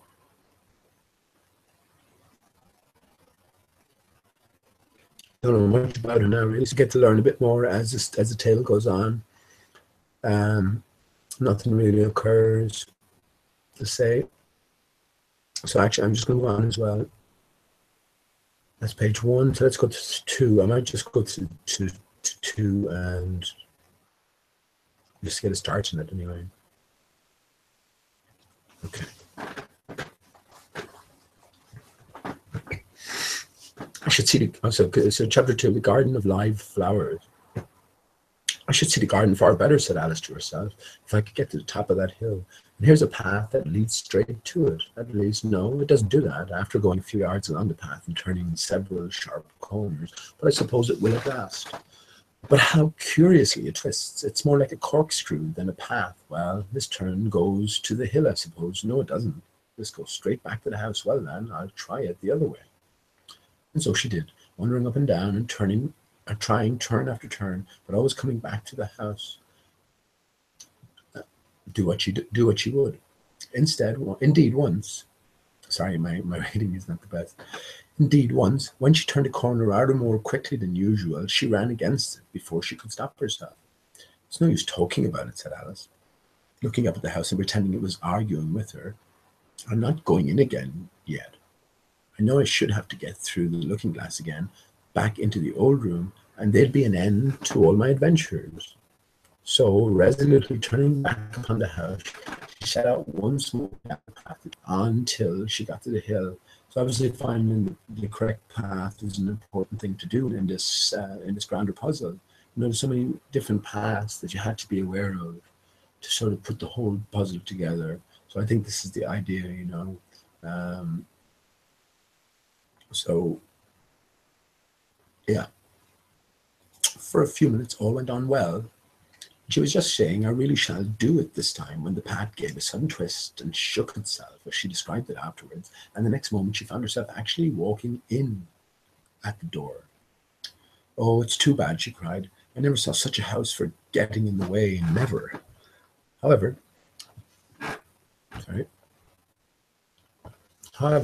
there was the hill full in sight, so there was nothing to do but start again. This time she came upon a large flower bed with a border of daisies and a willow tree growing in the middle.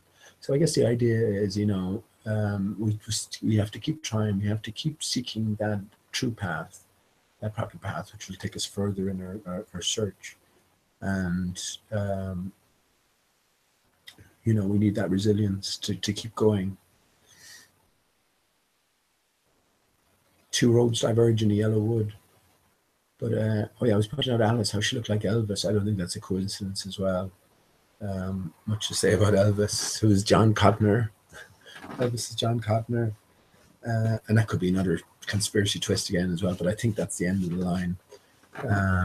But again, we were meant to find out about all of this fakery and use it to our advantage in terms of moving along that path. A willow tree growing in the middle. Oh, tiger lily, said Alice, addressing herself to one that was waving gracefully about in the wind. I wish you could talk. Now, tiger lily just reminds me of Bob Geldof's daughter and that whole saga. Bob Geldof, Live Aid, if you remember. But his daughter was called Tiger Lily. So again, references everywhere you're going to find to Alice in Wonderland and Through the Looking Glass. These are the keys.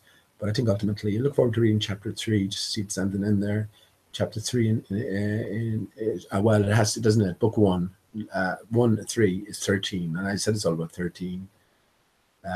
13 being the sun, the 12 being the 12 being the constellations or the stars, you know, so the sun is responsible for the stars. If you've switched off the sun, the stars go out. You know, as the sun rotates, so the stars rotate. It's just a reflection. Get it into your mind for consideration anyway, and then think about it. Again, it's not reflecting off of a plane surface, a plane mirror. It's not even reflecting off a hemispherical mirror. It's reflecting around a collapsed sort of hemispherical mirror, a ball system. So if you can think how that might work out, cast your mind. That's where imagination comes back into this stuff. This is where imagination can work wonders, you know, in helping us to understand. As opposed to words, I said that before as well. We've got to go back to thinking in pictures, you know, sharpen up your mind, if you will, by imagining yourself in, is it lacrosse? You know those extremely high, powerful, fast ball games. Imagine yourself doing all manner of movements and maneuvers within something like that, an environment like that. You know, that'll sharpen up your mind no end. So yeah, we have to see in pictures. Forget about the words. The words, again, can be twisted and distorted. You got to really rethink everything, especially when you're in an official or legal sense, because that's where they twist the words, and they know that if you don't know the words you're using, and you acquiesce authority, well then you're beaten, you know. But if you do know the words, they'll treat you differently. They must do. Yeah, it's easy to say this sort of stuff, but at least we know it.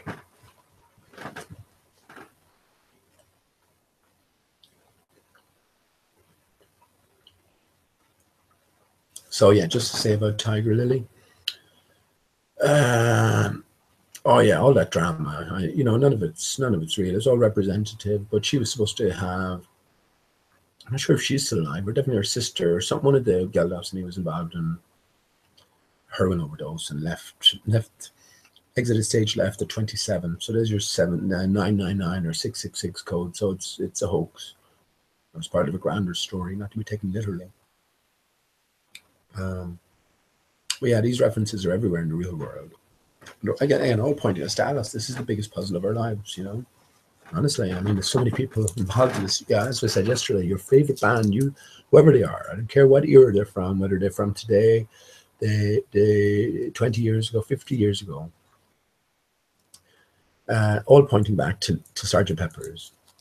You know, they'll all, if you just type in your favorite band, Sgt. Pepper's, you'll have a cryptic clue from them. They'll mention Alice in Wonderland more than likely. And again, this is how big it is ultimately.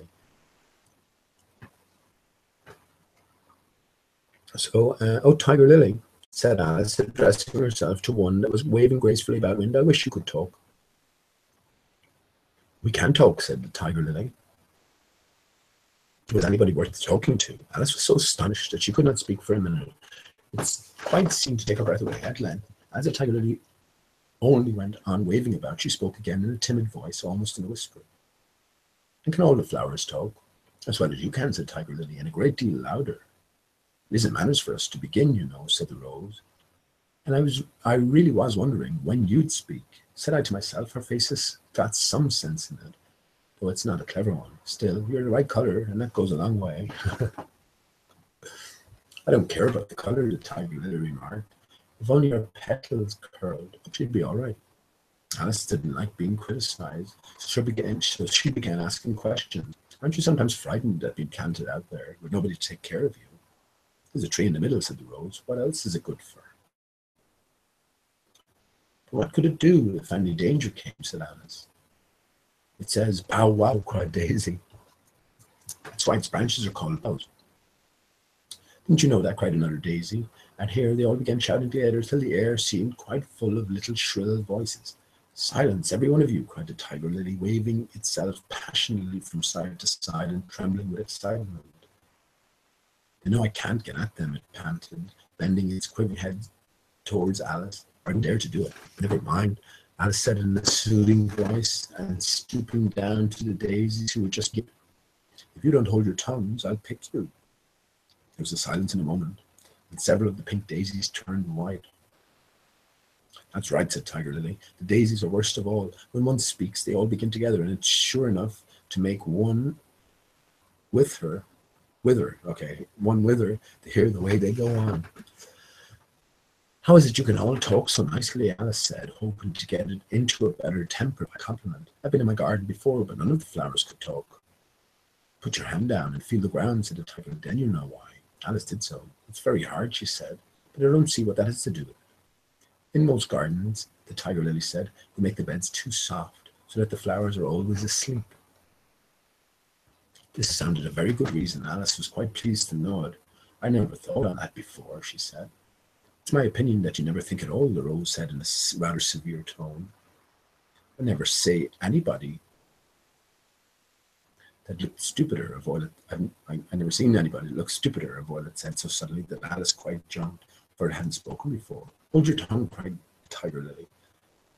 As if you ever saw anybody. You keep your head under the leaves and snore away there till you know what's going on in the world. But if you were a bud, well, again, all of this is representative, and of course that's the masses in one sense, isn't it? Or the shrinking violet as well, I suppose. That's another well-known term. Are there any more people in the garden besides me? Alice said, not choosing to notice Rose's last remark. There's another flower in the garden that can move about like you, said the rose. I wonder how you do it. You're wondering, said the tiger lily, but she's more bushy than you are. Maybe it's Ginger Sugar Bush. Hi guys. I'm a flat earther. I'm kidding. Just the name itself is hilarious. Anyway, is she like me? Alice asked eagerly. But the thought crossed her mind. There's another little girl in the garden somewhere. Well, she has the same awkward shape as you, the rose said, but she's redder and her petals are shorter, I think. Her petals are done up close, almost like a dahlia, the tiger lily interrupted. Not tumbled about anyhow like yours. But that's not your fault, the rose added kindly. You're beginning to fade, you know, and then one can't help one's petals getting a little untidy. Alice didn't like this idea at all, so to change the subject, she asked, does she ever come out here? I dare say she'll be here soon, said the rose. She's one of the thorny kind. Where does she wear the thorns? Alice asked, with some curiosity. Why, all around her head, of course, the rose replied. I was wondering. You hadn't got some too. I thought it was the regular rule. She's coming, cried the larkspur. I hear her footstep thump, thump, thump along the gravel walk. And Alice looked round eagerly and found that it was the Red Queen. She'd done a good deal, was her first remark. She had indeed. When Alice first found her in the ashes, she had been only 3 inches high, and here she was, half a head taller than Alice herself. It's the fresh air that does it, said the rose. Wonderfully fine air it is here. I think I'll go and meet her, said Alice, for, though the flowers were interesting enough, she felt that it would be far better to have a talk with a real queen. You can't possibly do that, said the rose. I should advise you to walk the other way. This sounded nonsense to Alice, so she said nothing, but set off at once towards the Red Queen. To her surprise, she lost sight of her in a moment and found herself walking in at the front door again.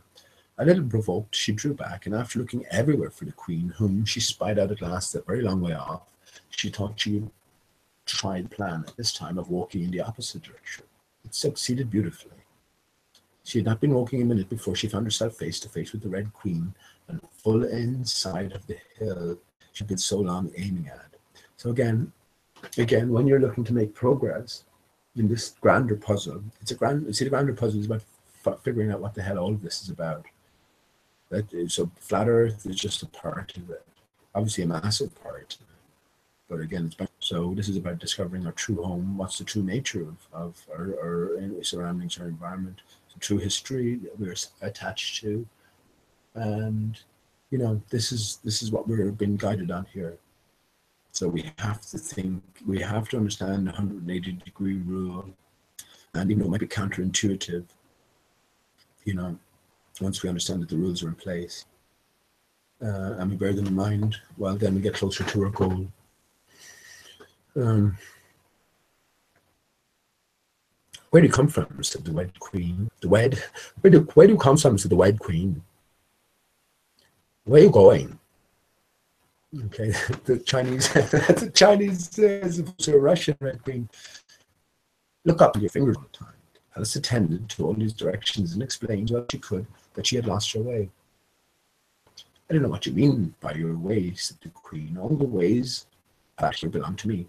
But why did you come out here at all? She added in a kinder tone. Curtsy while you're thinking what to say. It saves time. Alice wondered a little at this, but she was too much in awe of the queen to disbelieve it. I'll try it when I go home, she thought to herself. The next time I'm a little late for dinner. It's time for you to answer now, the queen said, looking at her watch. Open your mouth a little wider when you speak, and always say your majesty. I only wanted to see what the garden was like, your majesty. That's right, said the queen, patting her on the head, which Alice didn't like at all. Though, when you said garden, I've seen gardens, compared with which this would be a wilderness. Alice didn't dare to argue the point, but went on. I thought I'd try and find my way to the top of that hill. When you say hill, the queen interrupted, I show you hills in comparison with which you'd call that a valley. No, I shouldn't, said Alice, surprised into contradicting her at last. A hill can't be a valley, you know. That would be nonsense. Red shook her head.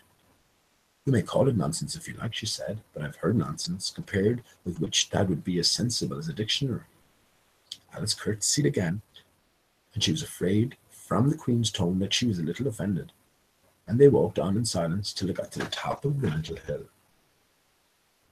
For some minutes, Alice stood without speaking to the country, and a most curious country it was. Okay. There were a number of tiny little brooks running straight across it from side to side, and the ground between was divided up into squares by a number of little green hedges that reached from brook to brook. I wonder will they, because we see the checkerboard here and look at the tree as well. Isn't that a checkerboard? So I wonder will the dodo be mentioned somewhere in here? Well, I just saw the word delight, and that's just probably the dodo's delight, as in the sloop, the 33-foot sloop of our friend Robin, Shepton, who tells us that Greenland is where the dodo's delight is to be found. So here we see the giant tree in the foreground and the checkerboard pattern as well, which represents the earth. So looking glass. Actually, hang on. Is this actually? Let me think about that for a minute now. But anyway, my only question is: will we see? Will we get any reference to the dodo in relation to this picture and in relation to this setting that's presented? Anyway, I declare it's out. It's green hedges as well. Green hedges. Why is that in my brain now? Green keeps coming up a lot, doesn't it? This is the twilight green, I guess you call it. These are natural conditions we were all under, you know. So I think the sun is broken, and yeah, it was more kind of just everlasting twilight, which was, you can just imagine that. That'd be my my kettle of fish. So that's why green, but hedges come up. Why did hedges come up? You hedge your bets, don't you? I declare it's marked out just like a large chessboard, Alice said at last. So again, anyone who hasn't played chess or can't relate to it, this might be a little bit difficult, but not too difficult. You just think about a crossword as well, you know, or something along these lines. You have to sort of exercise guile and sort of intelligence and prudence and all these little things when you're playing chess. You know, you have to think ahead to try and get into your opponent's mind, etc. So yeah, it is a grand chessboard we're on, and it is a grand chess game, and we're doing well. I think we're ahead. So if we put it, I think actually, if we put it in chess, anyone who's out there listening plays chess. If we put it in chess terms, I think we're at this stage. Maybe queen up towards the latter part of the game. Maybe he has a rook, maybe a rook and a knight, and we have a queen, a rook, and a knight, or a bishop, queen, a rook, and a bishop. That sort of thing. You know. That's the way I see the chess game at the minute. So it's sort of like inevitable in one sense, because like the puzzle isn't going away. You know what I mean? This puzzle is going away. It's been around for so long. And I mean, is there anyone else? I don't know. Anyone else know of anyone else who's working on along these lines anywhere? Because I don't know. If there is, I don't know about it anyway. I definitely got minimum feedback. But I did say, I did understand that none of the actors will be able to go near the dodo. They won't. That's just the truth of it. The dodo is the biggest thing. It's where you must end up. Once you get to flat Earth, get beyond a certain point and realize that there's a grander game going on here, you must arrive at the dodo. If you're going to present a map of the flat Earth in any form or fashion, and it doesn't adhere to the dodo, then it's incorrect. That's all I'll say.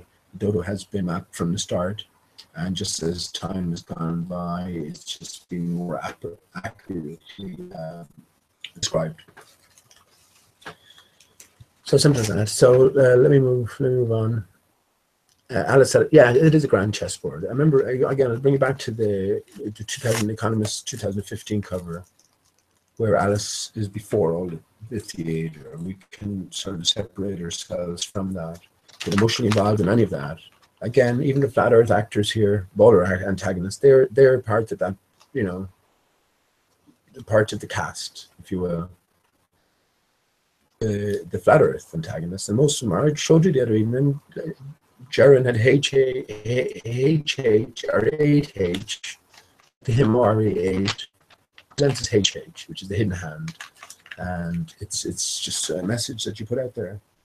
Subtle. If you didn't know about it, if I did a couple of weeks ago, I wouldn't have spotted that. Now I know about it, so you can't unknow it. So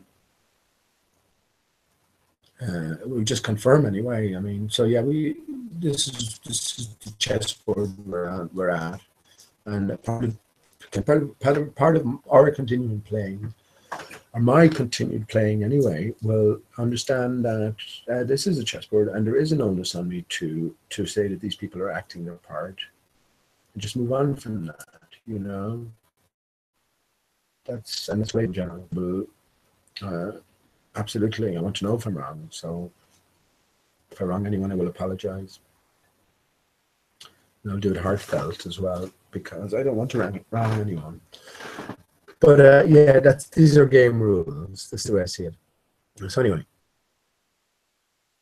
Hannah said at last, there will be some men moving about somewhere, and so there are, she added in a tone of delight, and her heart began to beat quick with excitement as she went on. It's a great, huge game of chess they've been playing all over the world. if this is the world at all, you know. Through the looking glass world, right? Down the rabbit hole world, which is where we find ourselves. This is what we're sort of shaking from, our slumber. We're separating, well, it's not that we're separating fact from fiction, but we understand that fact is fiction. Fiction is fact. This is yet as closest to the truth. So yeah, if this is the world at all, you know, oh, what fun it is. How I wish I was one of them. I wouldn't mind being a pawn, if only I might join, though of course I should like to be a queen best. She glanced rather shyly at the ring. Well, now, just to say about the queen, if you remember the 2015 magazine, Economist cover as well, the queen was in the background. She was sort of under the feet of some of these different personalities. So again, that tells us in real senses, everything is mirrored. The people with the most perceived power have the least perceived power. The queen is always going places. That'd be a nightmare of a life.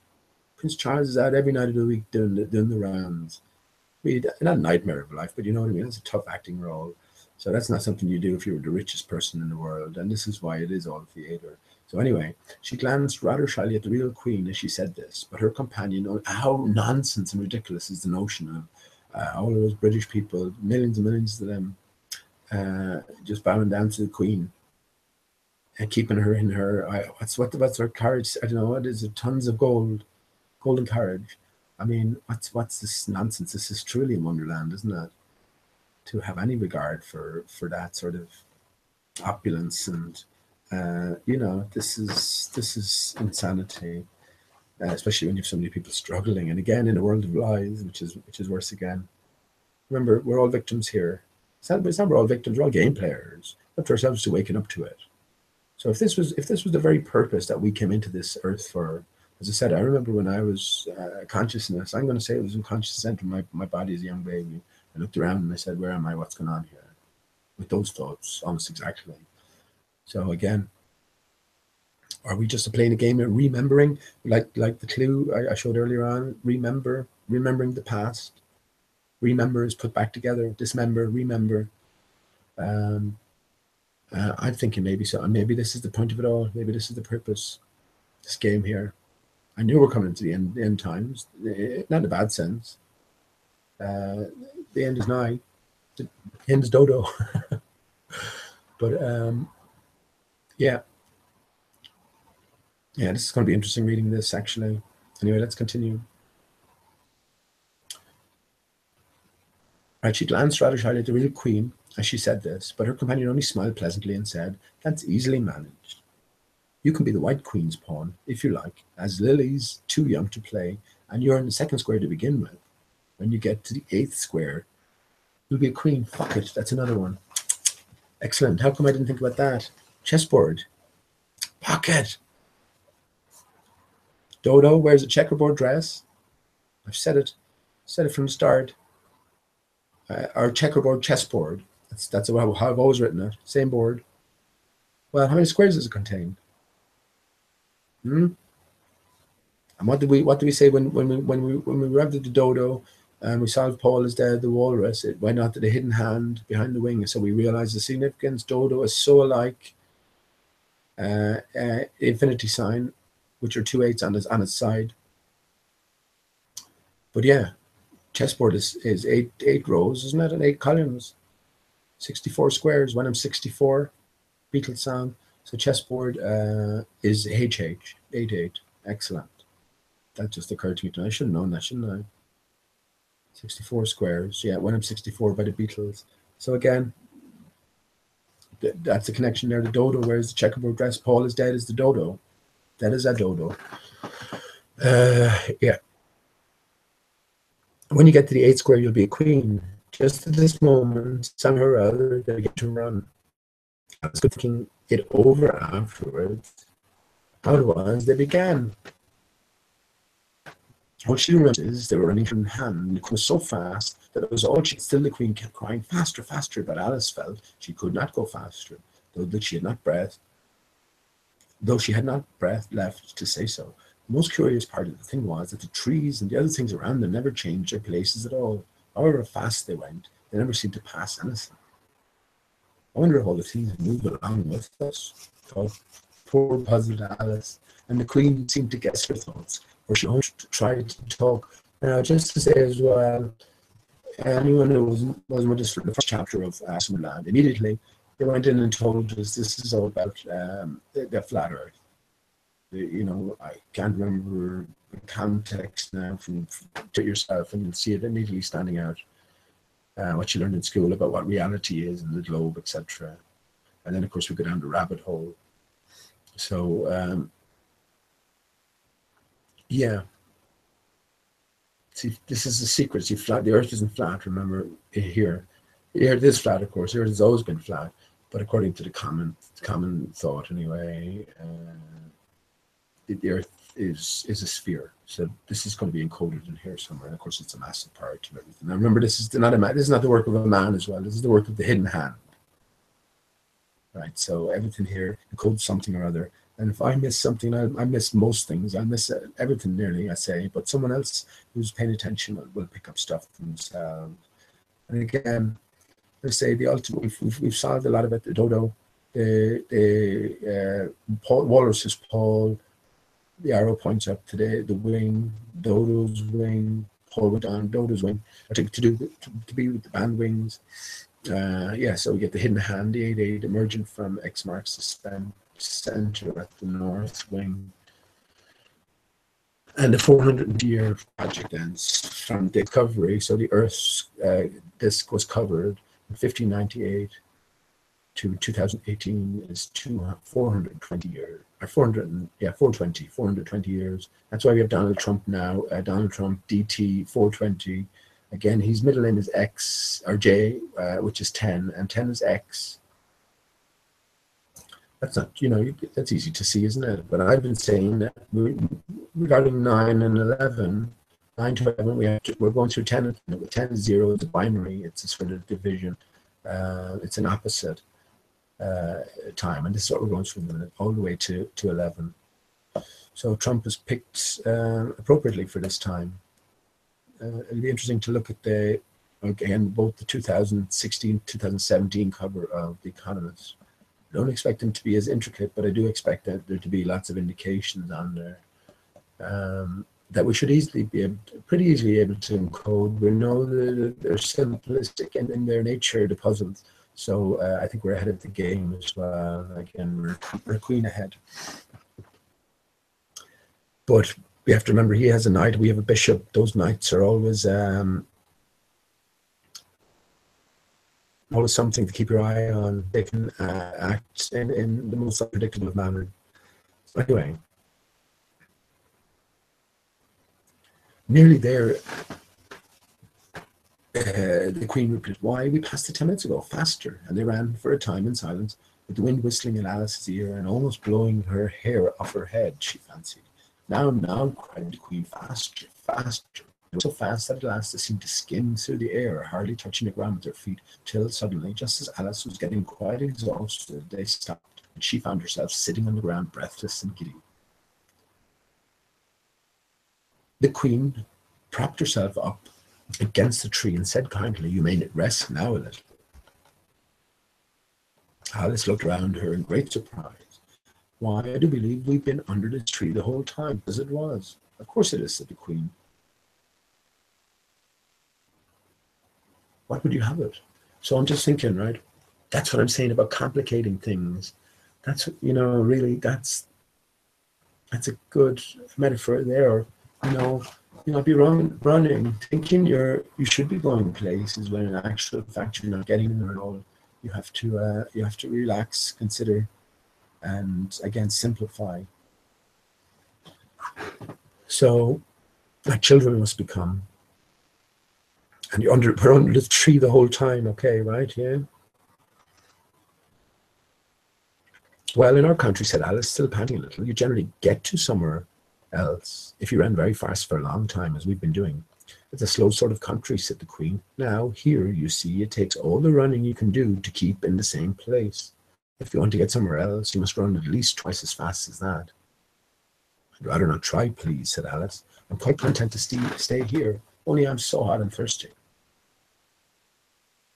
"I know what you like," said the queen good-naturedly, taking out a little box out of her pocket. "Have a biscuit." Alice thought it would not be civil to say no, though it wasn't at all what she wanted. So she took it and ate it as well as she could. And it was very dry, and she thought she had never been so nearly choked in her life. "While you're refreshing yourself," said the queen, "I'll just take the measurements." And she took a ribbon out of her pocket, marked in inches, and began measuring the ground and sticking little pegs in here and there. At the end of 2 yards, she said, putting in a peg to mark the distance, "I shall give you your direction. Have another biscuit." "No, thank you," said Alice. "One's quite enough."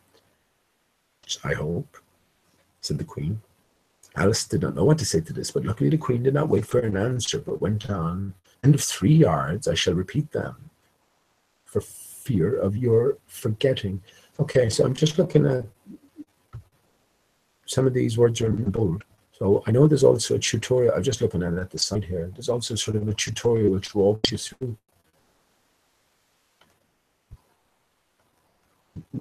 these things, or the interpretation of the meaning anyway. So I guess these certain words are important in some sense, but I'm not going to get involved in that.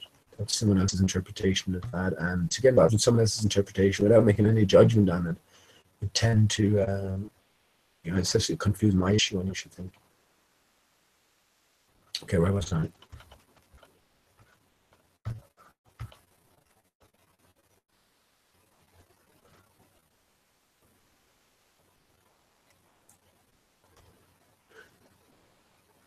Oh yeah.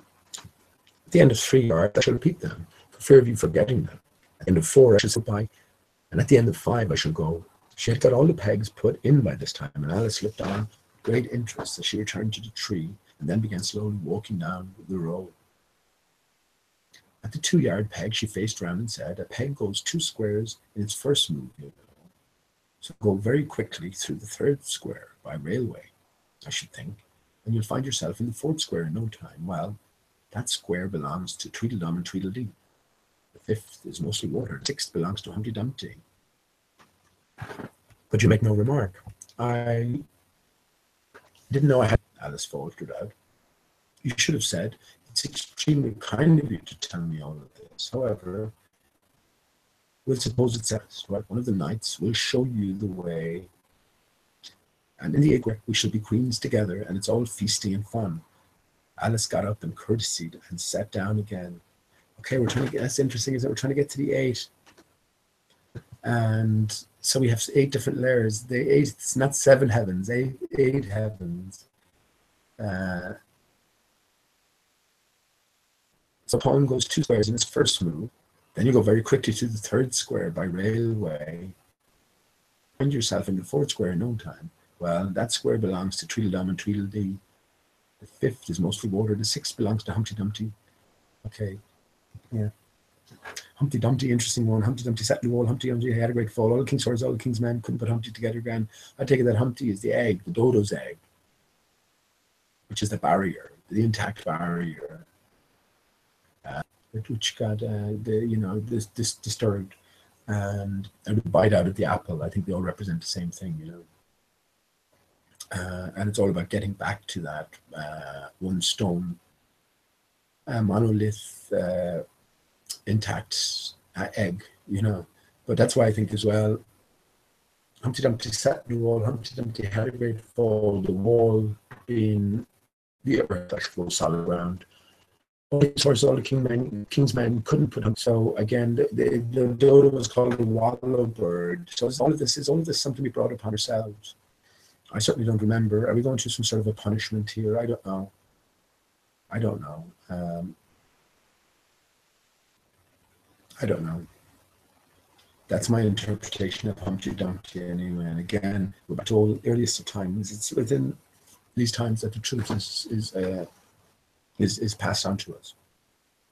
And it's these times that we have to return to. As you can see, everything is flipped. Again, it's like the snake eating its tail. You have to go back to the beginning to find any real truth and begin again.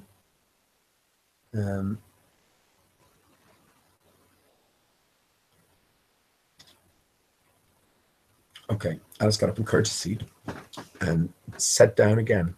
At the next peg, the queen turned again, and this time she said, "Speak in French when you can't think of the English for a thing. Turn who you are." She did not wait for Alice to curtsy this time, but walked on quickly to the next peg, where she turned for a moment to say goodbye, and then hurried on to the last. How it happened, Alice never knew. But exactly as she came to the last peg, she was gone. Whether she vanished into the air, or whether she ran quickly into the wood, and she can run very fast, told Alice. There was no way of guessing, but she was gone, and Alice began to remember that she was a pawn, and that it would soon be time for her to move. So again, all of us becoming kings and queens once we reach 8. It's all about the 8. And I think if we take the idea now of the 8 being serious, you're going to see it everywhere. The HH or the H8 or the 8H, or the 88, whatever. It's going to be one of those form of fashions. And again, that's great. Just realization tonight with the chessboard, which is 64 pieces. So that's chapter 2. I made a few comments going through that, didn't I? But again, they were sort of vague as well.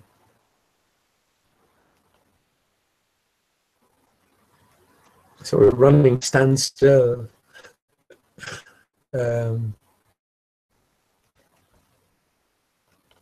We're seeing different sides of the queen now. This is clearly respect for the queen this time, as opposed to her encounter with the queen in the first part. But interesting again. Where did it say that? As we go to where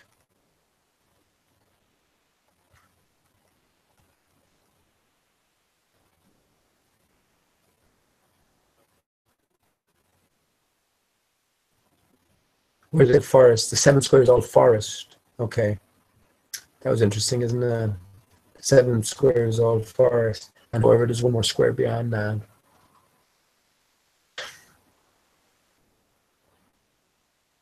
Get lost in the forest, right? Again, 7 is sort of the fake lucky number. It's sort of the imposter. H, it's really 8. And again, G is the 7. And G came about, or G again is representative of the sun, spiraling, jarring motions. And again, the North Center, fantasy land. But again, what can you do? North Center, massive whirlpool. That's where the sun is based, and again the G describing the movement. Okay. Just look at the pictures. Anything else occurring? Not really. Trees playing a big role. You know, we can see every picture of the tree. Yeah, the forests playing a massive. No forests and flat earth.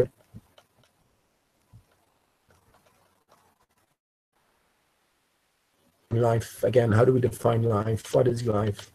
I really think anyone out there, we have to reconsider eating animals at this stage. You know, we think of the life animal has, even if it has a good life, it's still foreshortened. You know, pig won't get to 2 years. Same with a sheep is not good beyond a year for the most part. You know, cows are the same. Male cows, 2 years they're dead. They're force fed in the meantime for your eating pleasure, which is doing you absolutely no good whatsoever on every level, physical level and a spiritual level, I should think. You know, I have need to, I think, and bothered as well. You sort of get the craving occasionally. How nice a nice big juicy burger would be, or a big steak or something, a nice piece of chicken. But you know, you get over it. You get over it. So yeah, we need to be reconsidering everything. You know, what I'm going to do. I'm just going to have a quick secret, and I'm going to read one more chapter, I think, and I hope everything's going okay in the chat. It was interesting. I'm in this now because again, this is sort of the next step. So if I would have been lacking, definitely. It would be interesting just to make to make it as we get towards the end of it. But yeah, nothing is really. I don't remember too much about reading it the last time. Nothing too much is coming back to me. So give me a minute.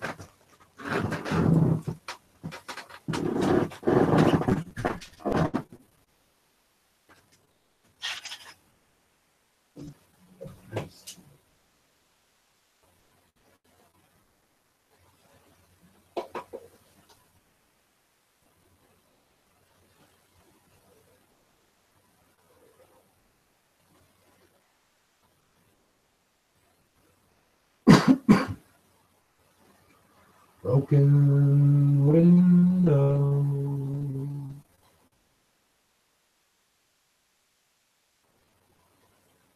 an empty hallway,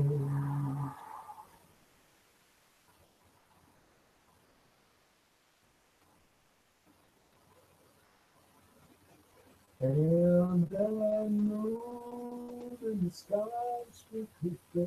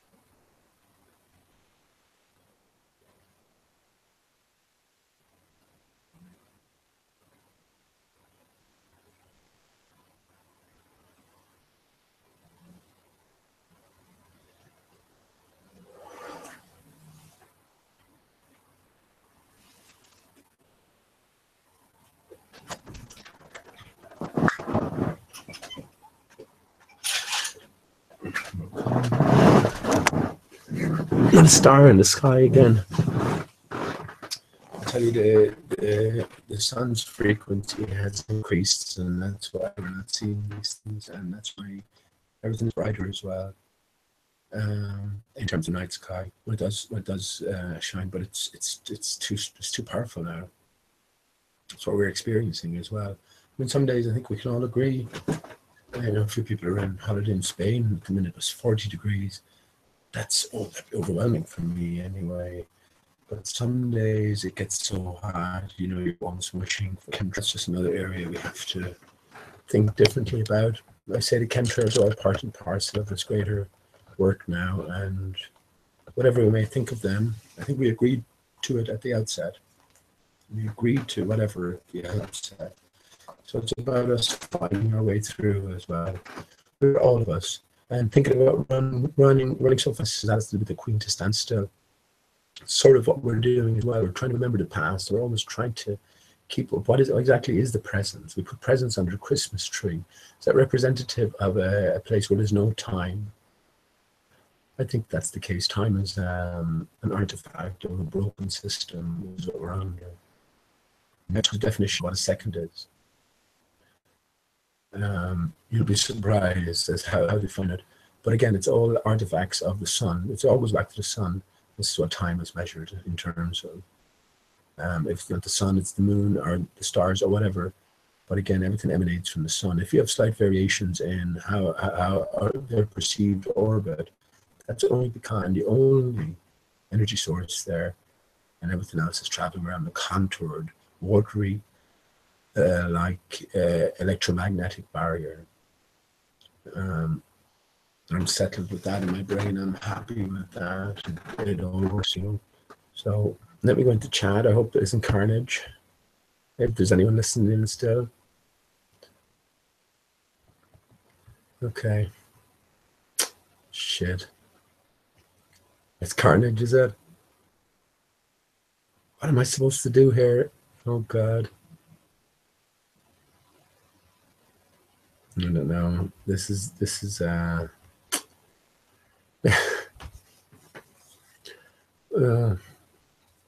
I haven't been looking in the chat. I was hoping that it wouldn't be like this. What do you reckon, John?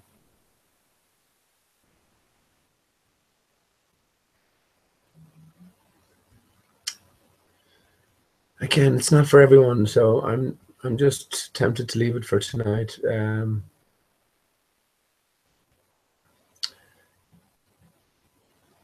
Sam Injun, you seem to be deleting a lot of messages, and I suppose it's fair enough. I don't know.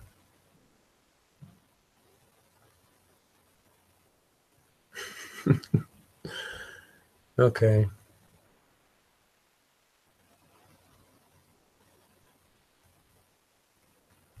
Okay, that looks to be a disaster anyway. I'm just going to continue reading. I'd have to think about what to do with the...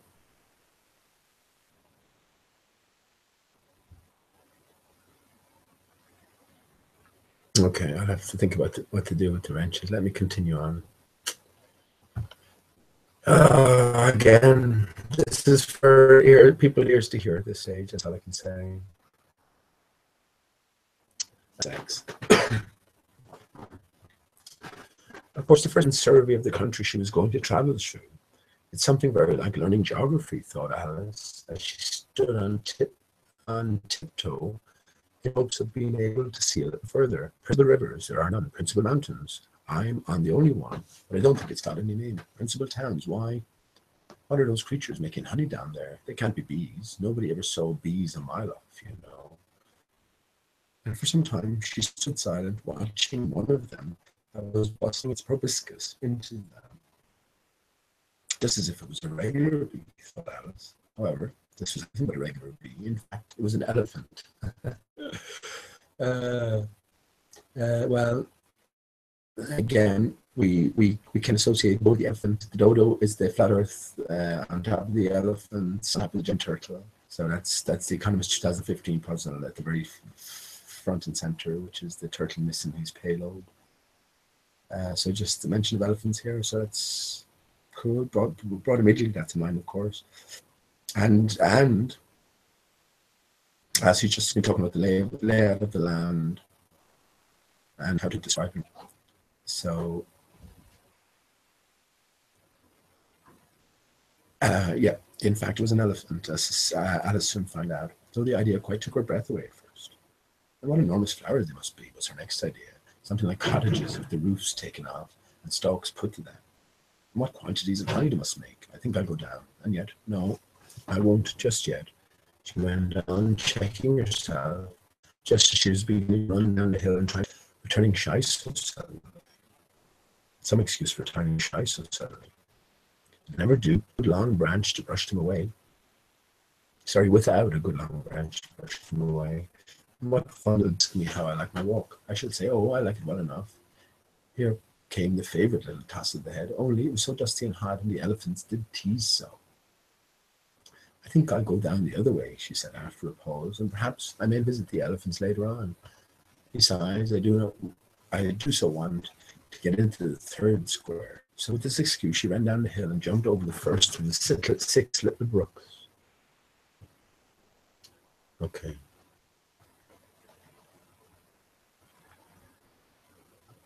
Tickets, please, said the guard, putting his head in at the window. In a moment, everybody was holding out a ticket. They were about the same size as the people and quite seemed to fill the carriage. Now then, show your ticket, child, the guard went on, looking angrily at Alice. And a great many voices said together, like the chorus of a song, thought Alice. Don't keep him waiting, child. Why, his time is worth £1,000 a minute. I'm afraid I haven't got one, Alice said in a frightened tone. There wasn't a ticket office where I came from. And again the chorus of voices went on. There wasn't room for one where she came from. The land there is worth £1,000 an inch. Don't make excuses, said the guard. You should have bought one from the engine driver. And once more the chorus of voices went on with, the man that drives the engine, why, the smoke alone is worth £1,000 a pop. Alice thought to herself, then there's no use in speaking. The voices didn't join in this time. She hadn't spoken, but to her great surprise, they all thought in chorus. I hope you understand what thinking in chorus means, for I must confess that I don't. Better say nothing at all. Language is worth £1,000 a word. I shall dream about £1,000 tonight. I know I shall, thought Alice. All this time, Guard was looking at her, first through a telescope and then through a microscope, and then through an opus. He said, "You're travelling the wrong way," and shut up the window and went away. So young a child, said the gentleman sitting opposite to her. He was dressed in white paper. Ought to know which way she's going, even if she doesn't know her own name. A goat that was sitting near to the gentleman in white shut his eyes and said in a loud voice, she ought to know her way to the ticket's office, even if she doesn't know her alphabet. There was a beetle sitting next to the goat. It was a very queer carriage full of passengers altogether, and, as the rule seemed to be that they should speak all in turn, he went on with, she'll have to come back from here as luggage. Alice couldn't see who was sitting beyond the beetle, but a hoarse voice spoke next. Change engines, it said, and was obliged to leave off. So we have a mention of the Beatles here. So this is chapter 3. So in a sense, it's book 2, chapter 3. So what should we expect? Well, some significance anyway. But of course, the Beatles are central to the puzzle. So which came first? This came first. So the Beatles are all about bringing attention to this grander story. The beetle itself is a very interesting little insect, and a bumblebee. So, this is all about frequencies. If you can use your frequency like a bumblebee does, it sort of counteracts the all prevailing electromagnetic field, and it goes about its merry way in spite of any crosswinds or anything like that. And this has been shown to be true as well. Any doubters out there, you can look into it yourself. So some beetles share the same characteristics. So again, it's all about telling us sort of the environment we're under and what you need to do to sort of overcome it.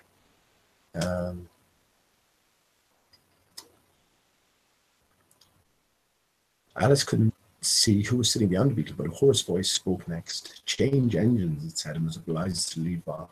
"It's a horse," Alice thought to herself. An extremely small voice close to her ear said, "Might make a joke on that. Something about horse and horse, you know." Then a very gentle voice in the distance said, "She must be labelled lass with care, you know." And after that, other voices went on. "What a number of people there are in the carriage," thought Alice, saying, "You must go by post. And she's got a head on her. She must be sent as a message by the telegraph. She must draw the train herself the rest of the way, and so on." But the gentleman dressed in white paid forward and whispered in her, "Never mind what they all say, my dear, but take a return ticket every time the train stops." "Indeed I shan't," Alice said rather impatiently. "I don't belong to this railway journey at all. I was in a wood to get back there." "You might make a joke on that," said the little voice close to her ear, "something about you would if you could, you know." "Don't tease so," said Alice, looking about in vain to see where the voice came from. "If you're so anxious to have a joke made, why don't you make one yourself?" The little voice sighed deeply. It was very unhappy, evidently, and Alice would have said pitying did come from it. Like other people, she thought, but this was such a wonderfully small sigh that she wouldn't have heard it at all with her ear. The consequences of this was that it tickled her ear very much and quite took off her thoughts from the unhappiness of the poor little creature. "I know you are a friend," the little voice went on, "a dear and an old friend, and you won't hurt me, though I am an insect." "What kind of insect?" Alice inquired a little anxiously. What she really wanted to know was whether it could sting or not, but she thought this wouldn't be quite a civil question to ask. "What? Then you don't," the little voice began, when it was drowned by a shrill scream from the engine, and everybody jumped up, Alice among the rest. The horse, who had put his head out of the window, quietly drew it in and said, "It's only a brook we have to jump over." Everybody seemed satisfied with this, though Alice felt a little nervous at the idea of trains jumped at all. "However, it'll take us into the Ford Square. That's some comfort," she said to herself. In another moment, she felt the carriage rise straight up into the air, and in her fright she caught at the thing nearest to her hand, which happened to be the goat's beard. The beard seemed to melt away as she touched it, and she found a goat, of course, is a massive symbol in terms of Freemasonry. Represent anything. I guess you could be a sheep or a goat, or a goat is more independent and I guess honorable in a sense, whereas the sheep follows the crowd and is just there to make up numbers. But the beard seemed to melt away as she touched it, and she found herself sitting quietly under a tree while it gnat, for that was the insect. Well, it's an interesting G, isn't there? Put at the front of the gnat, a silent G. For that was the result. It was balancing itself on a twig just over her head and fanning her with its wings. It certainly was a very large gnat, but the size of a chicken, Alice thought. Still, she couldn't feel nervous with it. After that, they had been talking together so long. "Then you don't like all insects," the gnat went on as quietly as if nothing had happened. "I like when they can talk," Alice said. "None of them ever talk where I come from. What sort of insects do you rejoice in?" "Where you come from?" the gnat inquired. "I don't rejoice in insects at all," said Alice, "because I'm rather afraid of them, at least the large kind. But I can tell you the names of some of them." "Of course, the answer to their names," the gnat remarked carelessly. "I never knew them do it." "What's the use of having names," that said, "if they won't answer to them?" "No use to them," said Alice, "but it's useful to the people who name them, I suppose. If not, why do things have names at all?" "I can't say," the gnat replied. "Further on in the wood, down there, they've got no names. However, go on your list of insects. Go on with your list of insects. You're wasting time." Well, it's interesting about the name, isn't it? You remember, this is written back in the last century, so all about the name, the legal name fraud would have been known. And yeah, you can't use a name to define you. This is what we have to understand, and again, we have to understand our part in all of this. And we are Alice. So we're making our way through the maze, up the chessboard, I guess, up the pyramid. We can see further. But yeah, anyone who listens to me know what I say about the legal name. Okay, stop now. Nearly finished anyway. Well, there's a horsefly again, Alice began, counting off the names on her fingers. All right, said the gnat. Halfway up that bush, you'll see a rocking horsefly if you look. It's made entirely of wood and gets about by swinging itself from branch to branch. What does it live on? Alice asked with great curiosity. Sap and sawdust, said the gnat. Go on with the list. Alice looked up at the rocking horsefly with great interest that it must have been just repainted. It looked so bright and sticky. And then she went on. And there's the dragonfly. Look at the branch above your head, said the gnat. And there you'll find the snapped dragonfly. Its body is made of plum pudding, its wings of holly leaves, its head is a raisin burning brandy. And what does it live on? Frumenty and mince pie, the gnat replied, and it makes its nest in a Christmas box. And then there's a butterfly, Alice went on, after she had taken a good look at the insect with its head. I wonder if that's the reason insects are so fond of flying in candles, because they want to turn into snapdragon flies. Crawling at your feet, said the gnat. Alice drew her feet back in some alarm. You may observe a bread and butter fly. Its wings are thin slices of bread and butter. Its body is a crust, and its head is a lump of sugar. What does it live on? Wheat, tea, and cream in it. A new difficulty came into Alice's head. Supposing it couldn't find any, she suggested. Then it would die, of course. But that must happen very often, Alice remarked thoughtfully. It always happens, said the gnat. After this, Alice was silent for a moment or two, pondering. The gnat amused itself, meanwhile, by humming round and round her head. At last, it settled again and remarked, I suppose you don't want to lose your name. No, indeed, said Alice a little anxiously. And yet I don't know, the gnat went on in a careless tone. Only think how convenient it would be if you could manage to go home without it. For instance, if the governess wanted to call you to your lessons, she would call out, come here, and there she would have to leave off because there wouldn't be any name for her to all. And of course, you wouldn't have to go, you know. Isn't that interesting, isn't it? Isn't that interesting? All this perceived authority. I talked about how it works when you were in school and the teacher called out the name, you were told to put up your hand to consent to being that dead legal fiction. But if you had no name, then, well, you know, you can't get into that school, which is a bad thing. But more importantly, the school will not get paid from the government authority for that legal entity. So again, it's interesting, isn't it? It's interesting, again, the name is paramount. I mean, when I talk about my litmus test for people, 9/11 is the one of the 9/11 media and victim fakery. If you don't know about that by now, well, I don't know where you've been. I don't know where you've been. You're not of a curious mind. You're not after the truth too deeply, I should think, because all the information is out there, and yeah, you should have got to that. And if you hadn't, well, then you can always sort of just hold back on your opinion, go look at it, and then, you know, say what you have to say. But you must look at it first, look at the evidence, and once you do look at the evidence, well, there's only one place you can come out. But yeah, the other litmus test is so that was the first one. What was the second one? Shit, I haven't used that in a while, have I? Just showed you. I know what the third one is. Flat Earth, of course. Flat Earth is the first one. So Flat Earth is the first one. Because, yeah, once you look into Flat Earth, then you soon come to realize that the Earth must be flat and stationary. Or at the very least, you know, it's not what we've been told, which is a spinning query ball. So yeah, you can't after honest investigation, you can't not be sort of a flat earther. So yeah, if you fail any of those, two, you sort of fail in my book.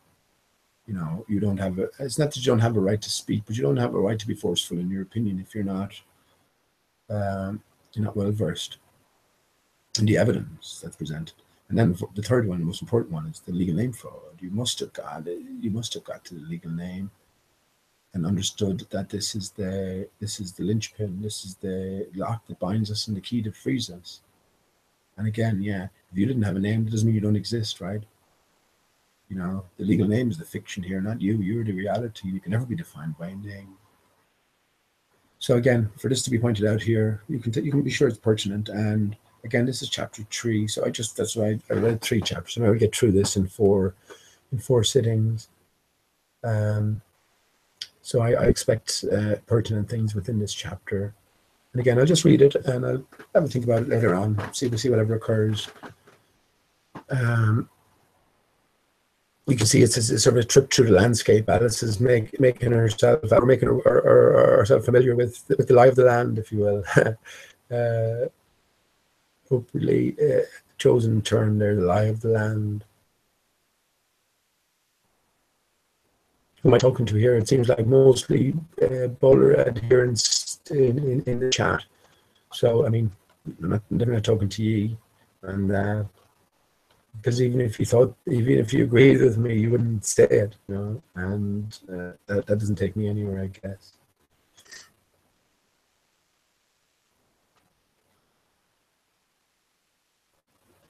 Where did I get to? Okay. Oh yeah, so here we go. Name. Well, if she said miss and didn't say anything more than that remark, of course she missed lessons. That's a joke. I wish you had made it. Why do you wish I had made it? Alice asked. It's a very bad one. But the nanny sighed deeply with 2 large tears, while 2 large tears came rolling down his cheeks. You shouldn't make jokes, Alice said, if it makes you so unhappy. Another of those melancholy little sighs, and this time the poor gnat really seemed to sigh itself away, for when Alice looked up, there was nothing whatever to be seen on the twig, and as she was getting quite chilly with sitting still so long, you see there's a few grammatical mistakes here, so long she got up and walked on. She very soon came to an open field with the wood on the other side of it. It looked much dark, Alice felt a little timid about going into it. However, on second thoughts, she made up her mind to go on, for I certainly won't go back, she thought to herself, and this was the only way to the 8th square. This must be the wood, she thought, or she said thoughtfully to herself, where things have no names. I wonder what will become of my name. I use it at all, because they'd have to give me another, and to be an ugly one. But then the fun would be trying to find a creature that had got my old name. That's just like the advertisements, you know, when people use dogs, answer to name with dash. I had on a brass collar. Okay. Just fancy calling everyone you met Alice till one of them answered. Only they wouldn't answer at all if they were wise. She went in this way when she reached the wood. It looked very cool and shady. Well, at any rate, it's a great comfort, she said as she stepped under the trees after being so hot to get into what? She went on. I'm surprised at not being able to think the word. I mean, to get under this, you know, putting your hand under the trunk of a tree. Does it call it that, I wonder? I do believe it's got no name. Why, to be sure it hasn't. She stood silent. The name is Amen. Adam was charged with naming all the animals. So again, I pointed out yesterday that, you know, Peter or Shay or whatever, it's only a reference to me. You know, I don't identify with him. And now we especially know that, you know, if you do identify with the name, you're prone to be. So, yeah, it's important. And an anagram of name is Amen. Is that coincidence? I don't think so, right? Okay.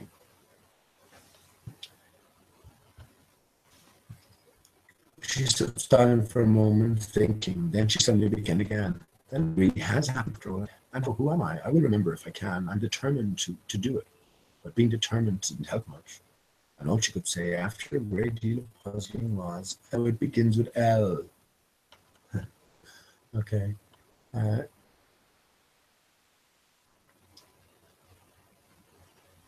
I know it begins with, so this is, yeah.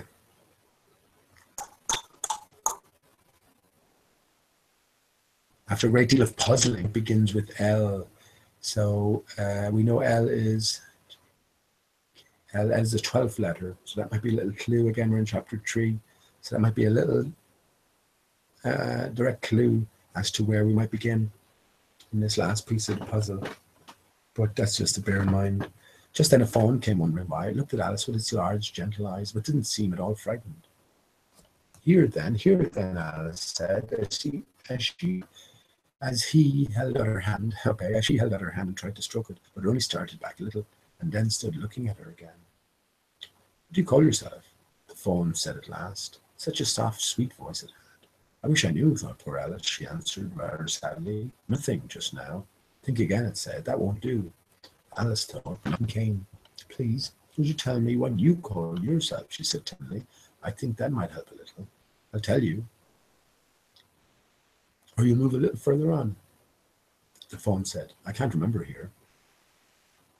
So they walked on together through the wood, Alice with her arms clasped lovingly around the soft neck of the fawn, till they came out into an open field and gave a sudden bound into the air and shook itself free from Alice's arms. I'm a fawn, it cried out in a voice of delight, and, dear me, you're a human child. A sudden look of alarm came into its beautiful brown eyes, and in another moment it had darted away at full speed. So Bambi, remember Bambi? That famous children's cartoon. Reminiscent here, right? So again, so much stuff potentially points back to Alice in Wonderland in a way where that needs to be solved. So Alice stood looking after it, always ready to cry with vexation, having lost her dear little fellow traveller so suddenly. However, I know my name now, she said. That's some comfort. Alice, now, which of these finger posts ought I to follow, I wonder?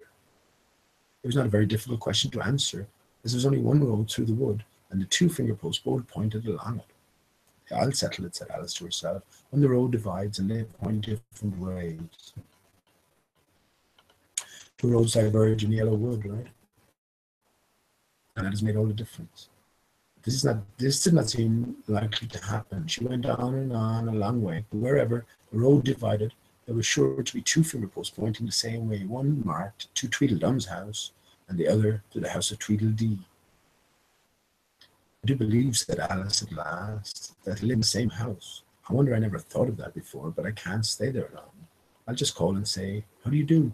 And ask them the way out of the wood. I could only get the 8th square before it gets dark. So she wandered on, talking to herself as she went, till, on turning a sharp corner, she came upon two fat little men so suddenly that she could not help starting back. But in a moment she recovered, feeling sure that they must be. Okay. That's a strange ending. Let me just read that again. She came upon two little fat men so suddenly that she could not help starting back, but in another moment she recovered herself, feeling sure that they must be. Okay, two fat men, I guess. Lovely. Chapter 3. So let's just briefly go through the graphics here. Again, I take it these are the original graphics. So again, I think this is an important chapter as she makes her way through the land and familiarizes herself with those of the land, or the pertinent sort of pillars of the land. And the name plays an important role in this one. So happy to see that. And of course, again, that's the most fundamental of all the deceptions. And once we can understand that we are not the legal name, and are we in possession of the right to use? We don't own it, and nor is it us. You know, our parents signed away the name. But again, all that fraud has been exposed. And once a fraud is exposed, well, a paper man. Yeah, once a fraud is exposed, all contracts null and void. So a train journey. Yeah.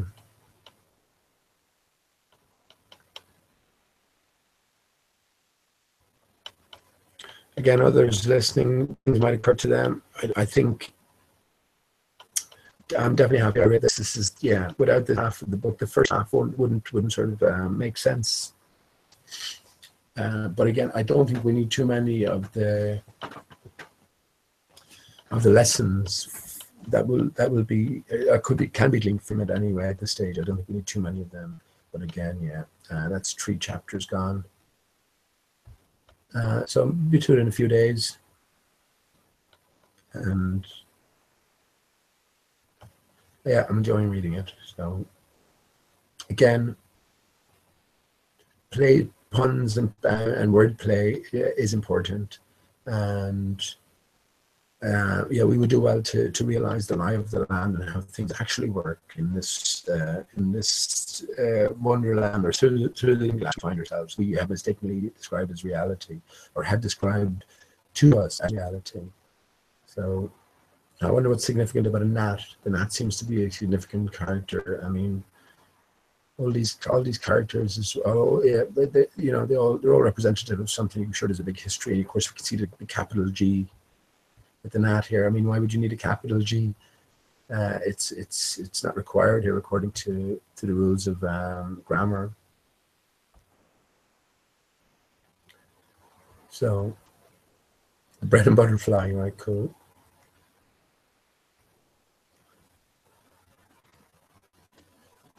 I didn't get any hint of a dodo in there. Oh, a doe. Oh, a deer. Okay, it just occurred to me. There you go. Chapter 3. So, wow, there you go. Doe, a deer. So in chapter 3 from the first Alice in Wonderland, the pertinent aspect was the dodo. And here we have doe, a deer, or a fawn, a young deer. So that's a good enough connection, isn't it?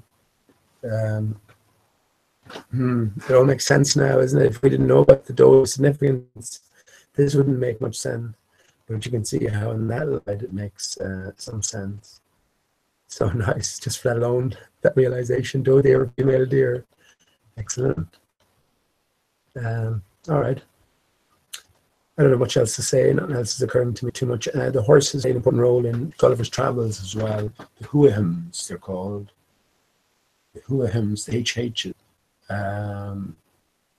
And when Gulliver finished his travels, you know, he yearns for life with the horses again, the HHs, and he can't quite settle back into reality.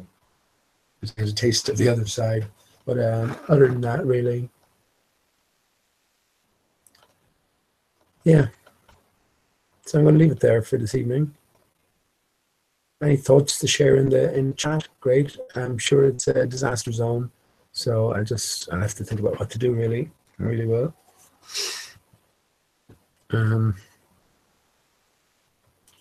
Yeah. So let's go back to the chat.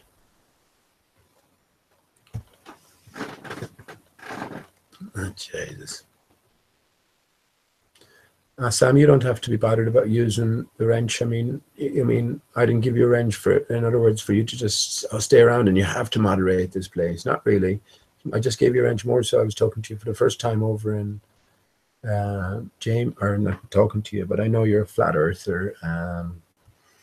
But you'd be busy wrenching all night, wouldn't you? So I'm gonna have to see what I'm gonna do about this. Jamie, how you doing, Jamie?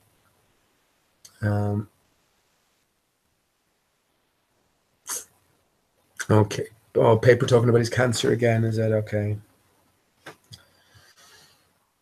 Well, John, I think you understand the story there. I don't want to get into that, man. And yeah. Any thoughts on Alice in Wonderland? Any thoughts on Alice Through the Looking Glass in general, or how it connects to all of this? Yeah, I'd be interested to hear. I don't have too much more to say for tonight. I think the chat seems to be a disaster. And again, I just wanted to come on anyway and get started with the Through the Looking Glass, and I'll go considering I have a lot of messages to delete and look through. I'm not even going to bother doing that. Yeah, I'll have to think about what to do. I knew it was going to be problematic. I don't like wrenches at all, but oh gosh.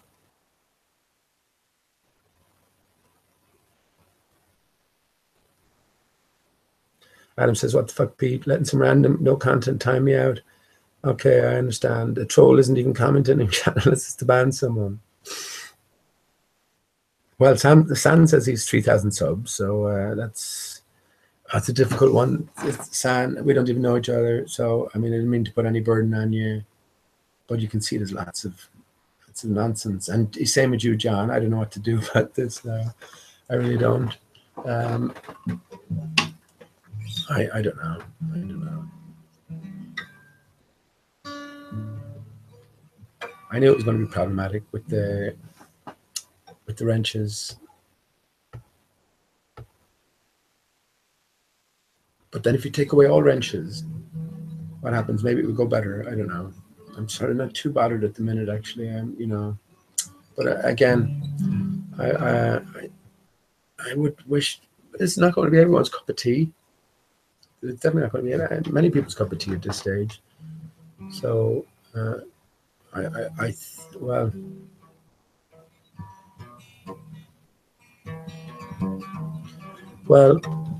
I'm going to shut it down for tonight anyway. I don't want to be, getting involved. Well, I have to think about what to do with the wrenches. This is not what I'd like the chat to be talking about anyway. And Adam, to be honest, I don't think you would have any interest in what's going on here. I mean, there's a lot to sort of catch up on if you are genuinely interested in it. But again, it's not going to be everyone's cup of tea. So yeah, it was pretty brief tonight. I'm not going to worry too much about the chat, but yeah, it's still a little problem, isn't it? So maybe next time I will. Shit. Next time I would have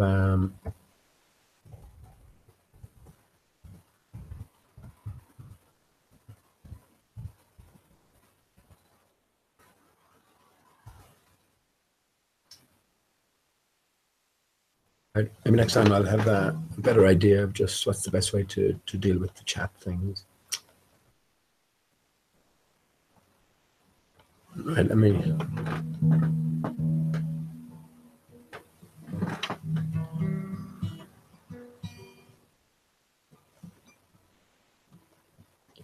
Let me sing this anyway, but I don't like to talk to people staying away because the chat is occupied by certain types, well-known types of dissenters, if you will. I don't like the thoughts of that, but again, I'm not going to dwell on it so much. This will be just for the ears of a few, I'm thinking, at this stage. If you want to catch up on anything regarding the dodo, do your own research, check into back anything I've been saying. Well, you're free to do that. I think that's about the best I can say at this stage. So, okay, well, I'm going to say thanks for joining and for coming in, and sorry if there was any problems to anybody. And hopefully find some sort of way of ironing it out. And yeah, it's just another hangout anyway at the end of the day, but yeah, it's not good.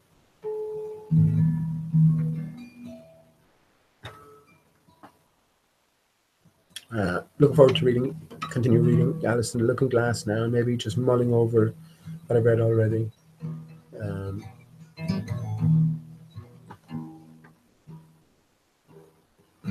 Okay.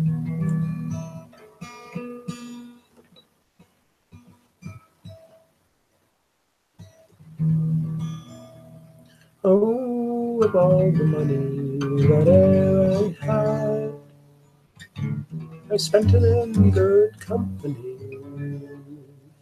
and all the harm that ever I did, alas, it was to none but me.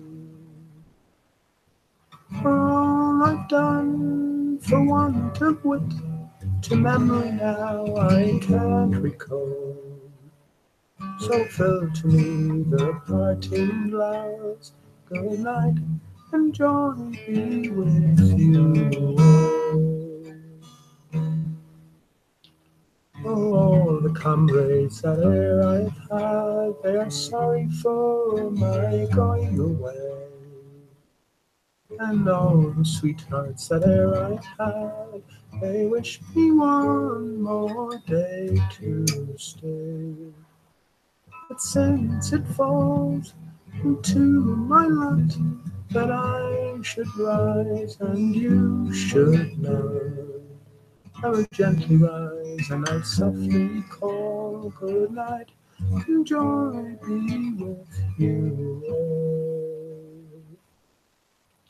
If I had money enough to spend and leisure time to sit a while, There is a fair maid in town that solely has my heart behind.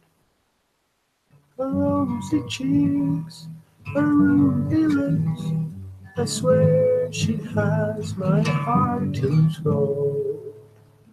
So fair to me the parting glass, good night, and joy be with you. Oh, so fair to me the parting glass, good night, and joy be with you. Thank you, friends. Love to all, and I love you, Steve. Okay, see you next time.